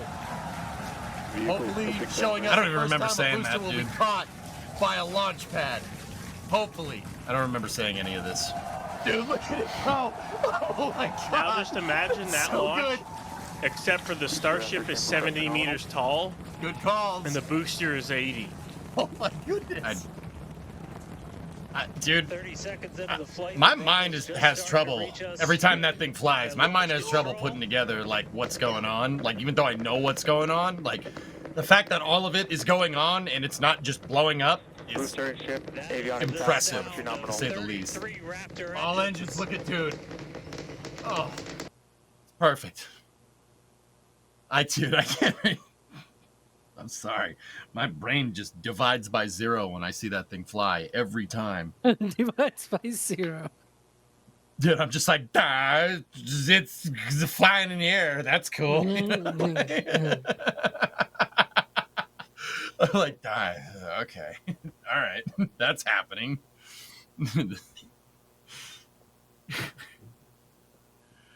All right. My food's just about here. I'm going to sign off for the night. What'd you get? What'd you get? Japanese. Oh, Jake. Nice. Yeah, Jake's been here with me. So cute. EJ the Rocket Sportscaster. Do you know when I do regular launch commentary, like when I was doing the launch commentary with Sawyer tonight, you know, okay, so once again, if it's a hype mission like that, I go bananas. I just have fun, you know. But if we're trying to do some nice commentary, my idol when it comes to commentating on rocket launches, it's 2 dudes. It's George Diller and Walter Cronkite. That's who I try to be like, you know, when we do regular commentary. Of the building is shaking. Yeah, look at that rocket go! Look at that rocket Apollo go! 4 that he did that? Yeah, that was 4. Oh, see, such a great even he on first launch of the Saturn V. Even he on first flights went a little bananas, so that's okay as long as you're not doing it every time, or else everybody thinks you're crazy. Yeah, George Diller, really nice guy, by the way. He was who I grew up listening to, so he was my... Yeah, me too. That's why you'll always hear me do the "and liftoff" with some cheeky line after, honestly, because dude, I respected George Diller so much, and he always had the perfect lines. Rob Naviance. Rob Naviance is up also there. very good. Yeah. Who was the other person? He's now at headquarters.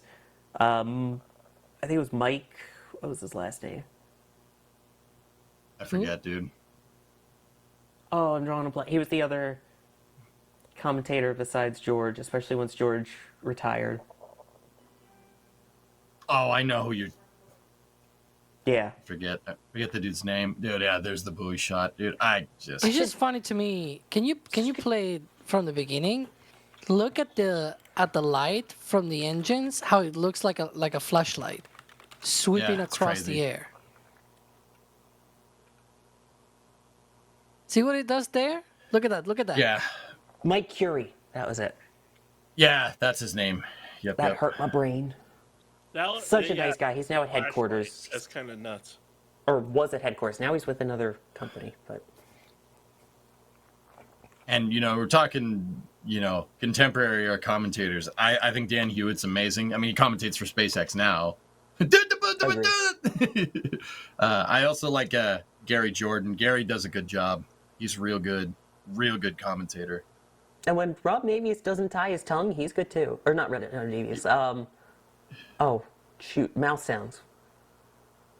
Dan. Daryl, that's it.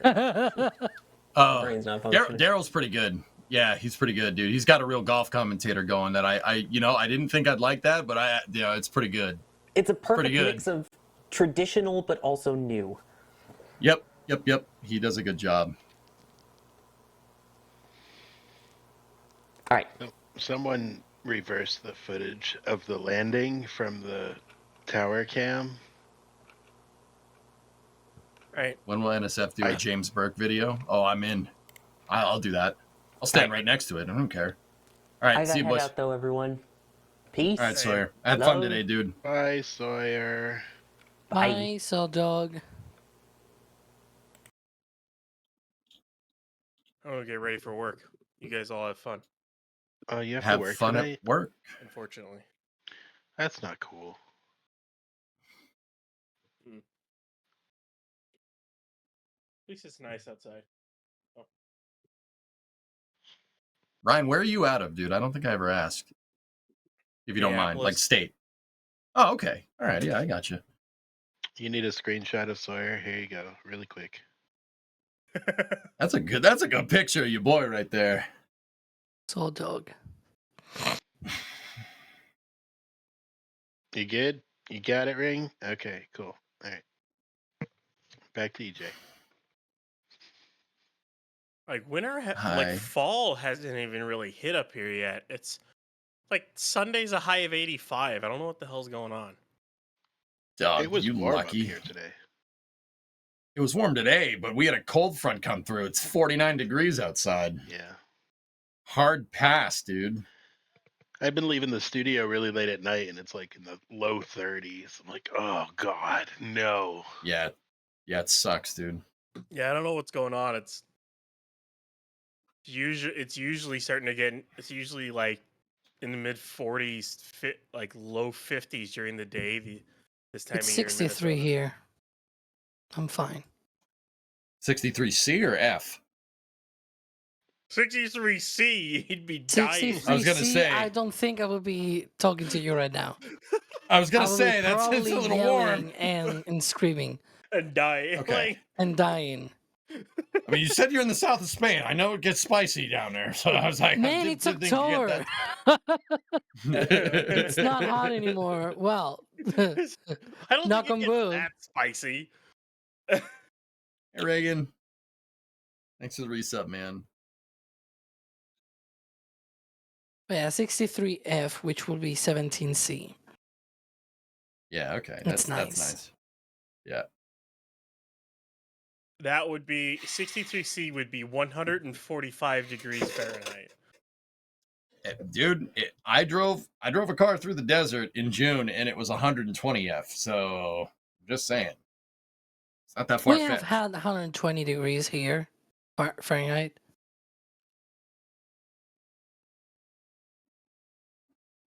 It's just very rare.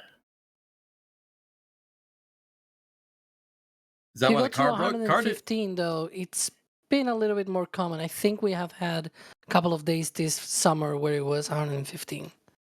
Yikes! Yeah, that's now. Does it get humid, Alex? I assume it's dry, right? Here in the south, it is dry, but if you go to the beach, it gets humid very quickly. Yeah. Yep. Ironically, in the winter, the humidity sort of stabilizes the weather.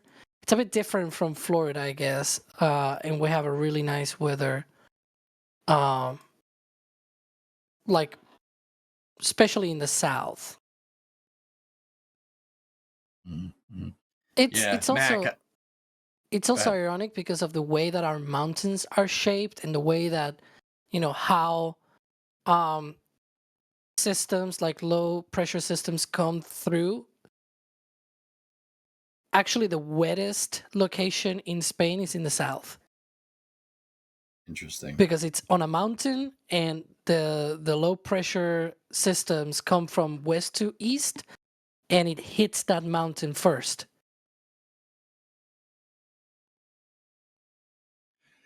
Look at that.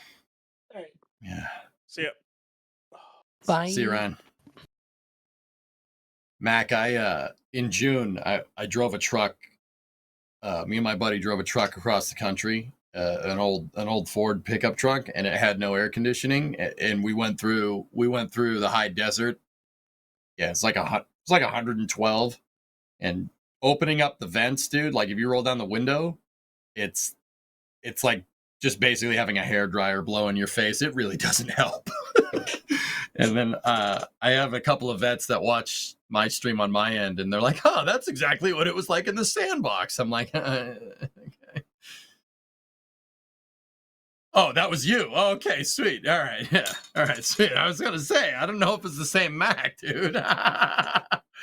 Oh, jeez. I told you to check the fuse box, dude. Yeah, yeah, yeah. That dude, that truck is an electrical nightmare. But everything works. So I'm not. That's just hey, whatever. It's fine.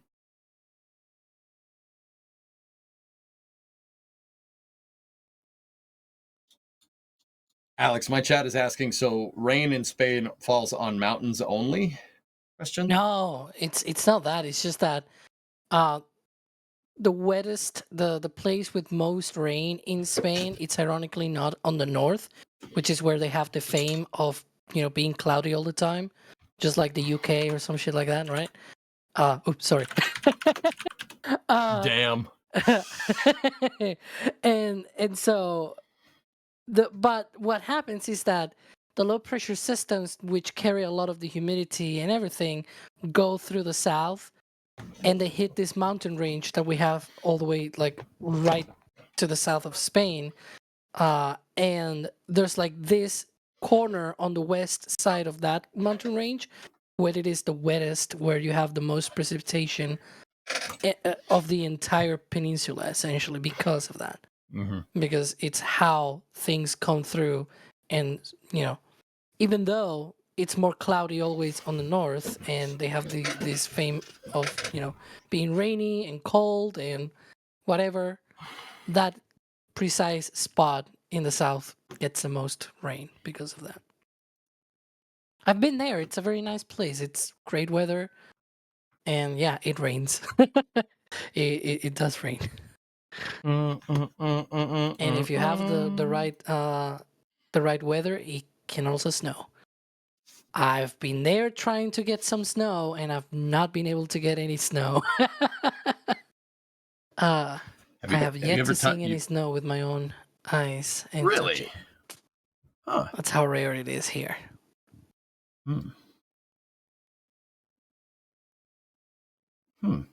Interesting.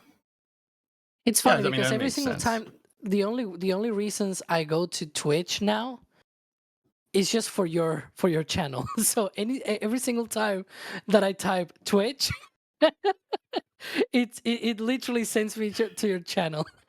All right, let's go. Because I rarely use Twitch these days. Yeah, right. I don't use Twitch these days too much, and so whenever I start typing on the browser Twitch, and then it says /EJSA. Hey, how you doing? That's how it should be, right?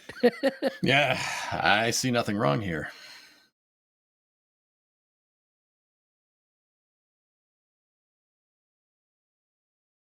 There you go, Mac. Yeah.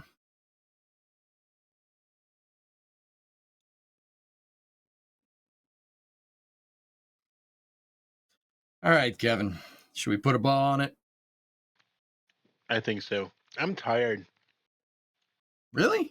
I had to wake up super early today to deal with some Europeans.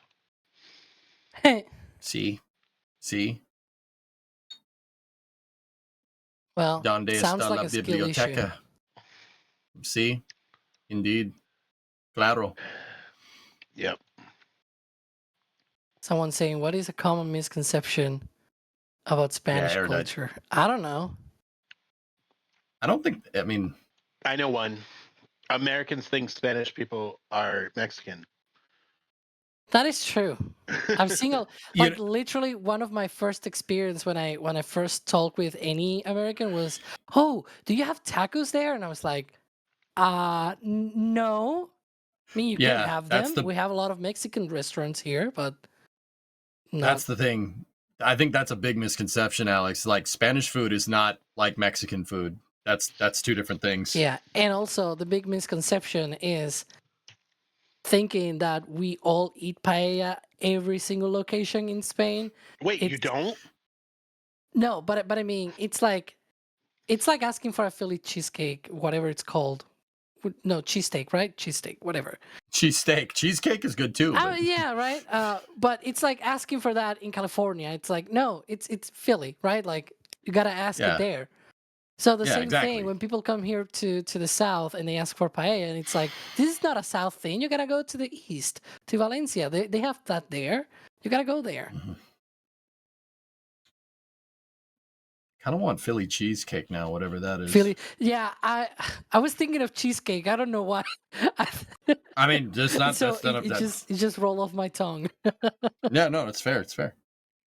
Do you wear sombreros? Oh Some my do. god. U.S. Mexican food isn't like Mexican food. Yeah, Bob. Yeah, you're not wrong. And Yeah. U.S. Italian food isn't like Italian food. So true. Believe me, Italian food is very different. Pretty much ruined U.S. Italian food for me. Period. Like, freaking period, man. All right. I think All right, we should call it a day. wrap it up. Thanks, Membies. Thanks, Twitch. I'm sure EJ will be back. Oh yeah, we're not done here. We got plenty stream left. Awesome. I'm gonna play the outro so EJ can take a water break. And Oh my God, Oh, Olive Garden. all right. Beer run. Yeah, Olive Garden sucks. Olive Garden sucks. okay, here we go. Bye. Bye. And here we go.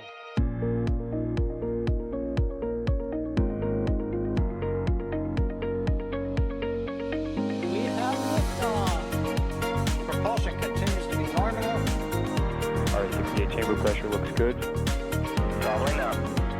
Roger, Atlantis. Water towers, fly! Yes! Tango down to nominal. Flight downside speed off. Bring in SPD off. Off. It's orange! Oh my God! Oh my God! Décollage. Put that in the big bag, 343 unfolds to go. Indeed. We rise together back to the moon and beyond. This methane will be igniting in the flare, correct? Yikes. You bet. Sure. We don't need any more of these.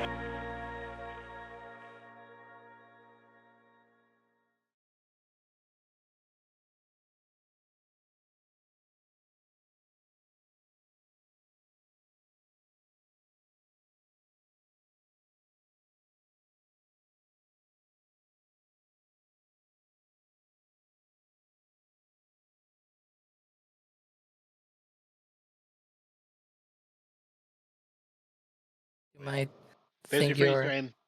drinking all Grab the it. things. All right, you got it.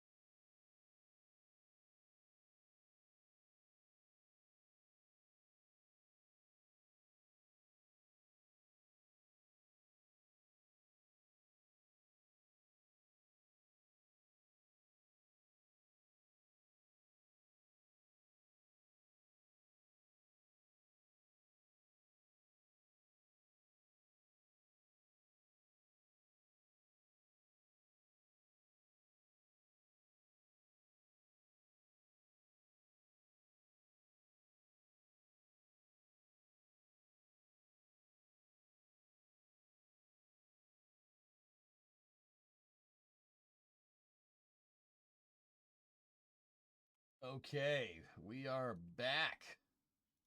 Oh, I'm back, y'all. And I'm back, y'all. And I'm back at the back, and I'm back, y'all. Hey, how you doing? What do you think? I brought this. I was a little spicy during that flame trench. How was food? I woofed that food. Believe it or not, I ate that. I ate the food before flame trench in like probably about 3 minutes. Is the stream continuing? I just got back.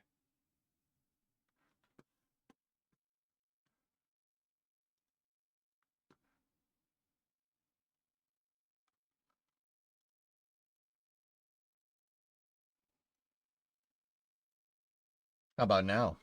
Is that better? Yeah, the NSF software always messes with my microphone. So, yeah. The NSF crowd did not like what I had to say about Europa Clipper. Oops. They didn't like that. It's all right. It's fine. Good stuff on Flame Trench, man. I appreciate you spreading the gospel of NASA sustainability. It's my job, dude. People don't like to hear that, but yeah, I said compared to what? No one had an answer. No one had an answer. Just that's all right. Guess not.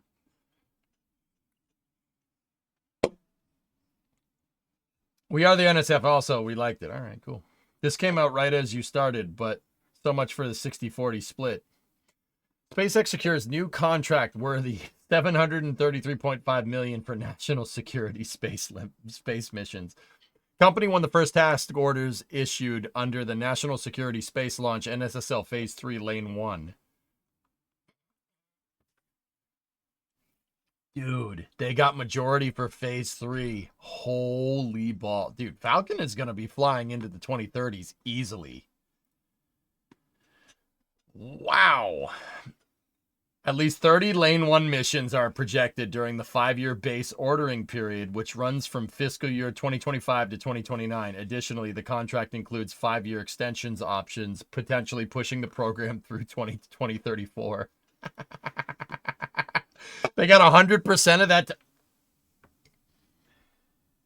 Phil, it's really, really, really tough not being a huge SpaceX fanboy nowadays, man. I try to be straightforward and I try to be unbiased and I try to bring different points of view in here to try to be unbiased, but they're making it really difficult. Making it pretty difficult. I agree with liking Ares, but I disagree with you on SLS. Disagreement is cool, so I'm fine with it. What particularly, Bob? Just out of curiosity. I always want to hear dissenting opinion. I don't want to be in an echo chamber. You know what I mean? I feel like we're gonna hit 2,000 Falcon 9 launches by the time it retires. I agree. Yeah, absolutely. Truth thing, especially when it's unarguable logic. Yeah, rip you, hey. That's okay. Anyone that doesn't like Ares 1 doesn't have a valid opinion anyway. Oh, dear. What did I start? 733 million.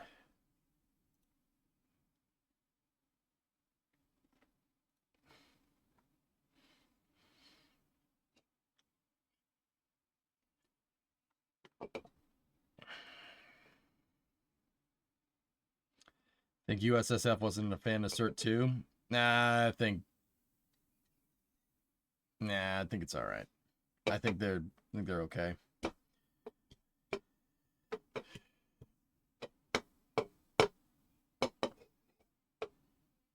I'm sure ULA will get their fair share of Phase 2, but I'm kind of surprised that they got 100% of this first task order.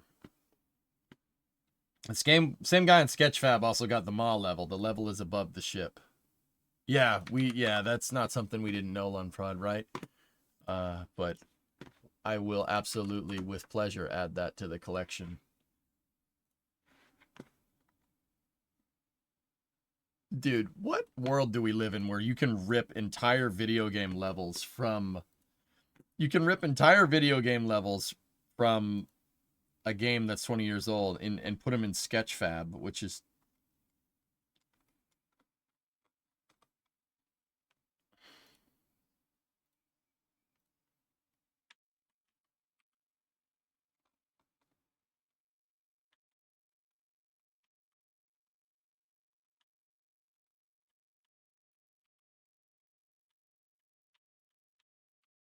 Yep.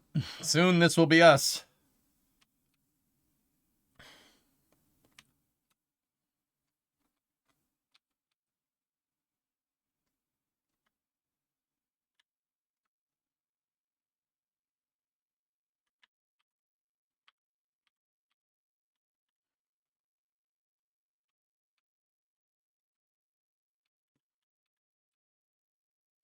This thing is falling apart. It'll hold.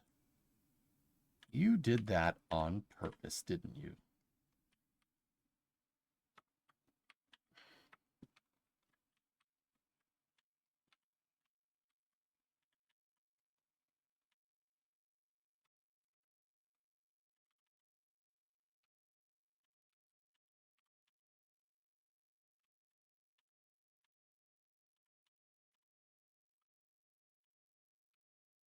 I don't remember this room.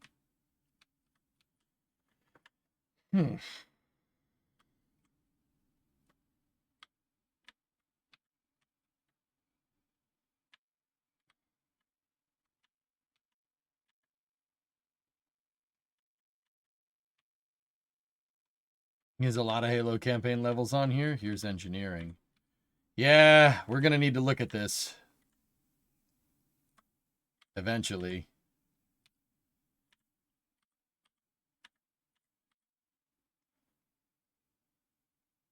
Yeah, we'll make these rooms. This is where the control systems will be for our power throughout the ship. Yeah, I think that's a really good idea. That's probably what we'll do. Plant disconnects there, and then we can go down here to these engineering levels, and we could put different disconnects right here for different subsystems.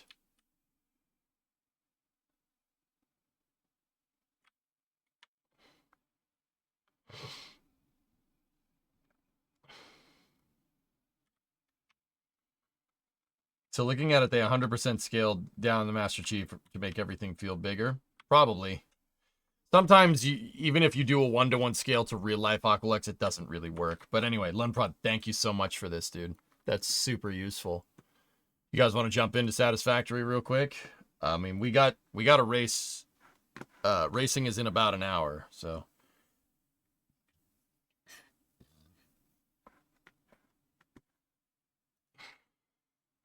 Or we could just practice. Yeah, I know how to drive Coda. EJ convinced me. Fly SLS because NASA needs it. No canceling of our budget cuts to NASA programs. Bracing. SLS has got to fly more, not less, dude. Sorry, it has to. Like, you can disagree, but I honestly think that, and I respect anybody that doesn't think that, but it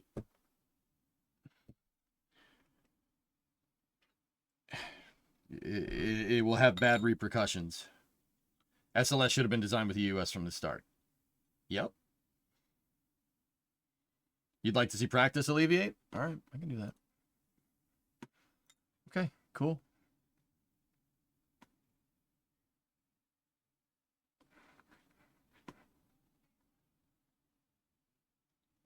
Flyboy, you purchased a 2002 Dodge Viper.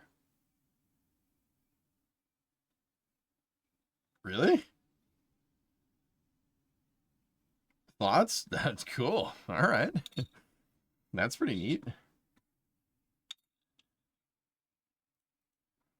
When are you going to delve into Beam NG? Yeah, registered Beam NG as a link guitars. Dude, we can soon. I want, guys, we committed to that damn project. We committed to to the pillar bottom. I am going to finish it.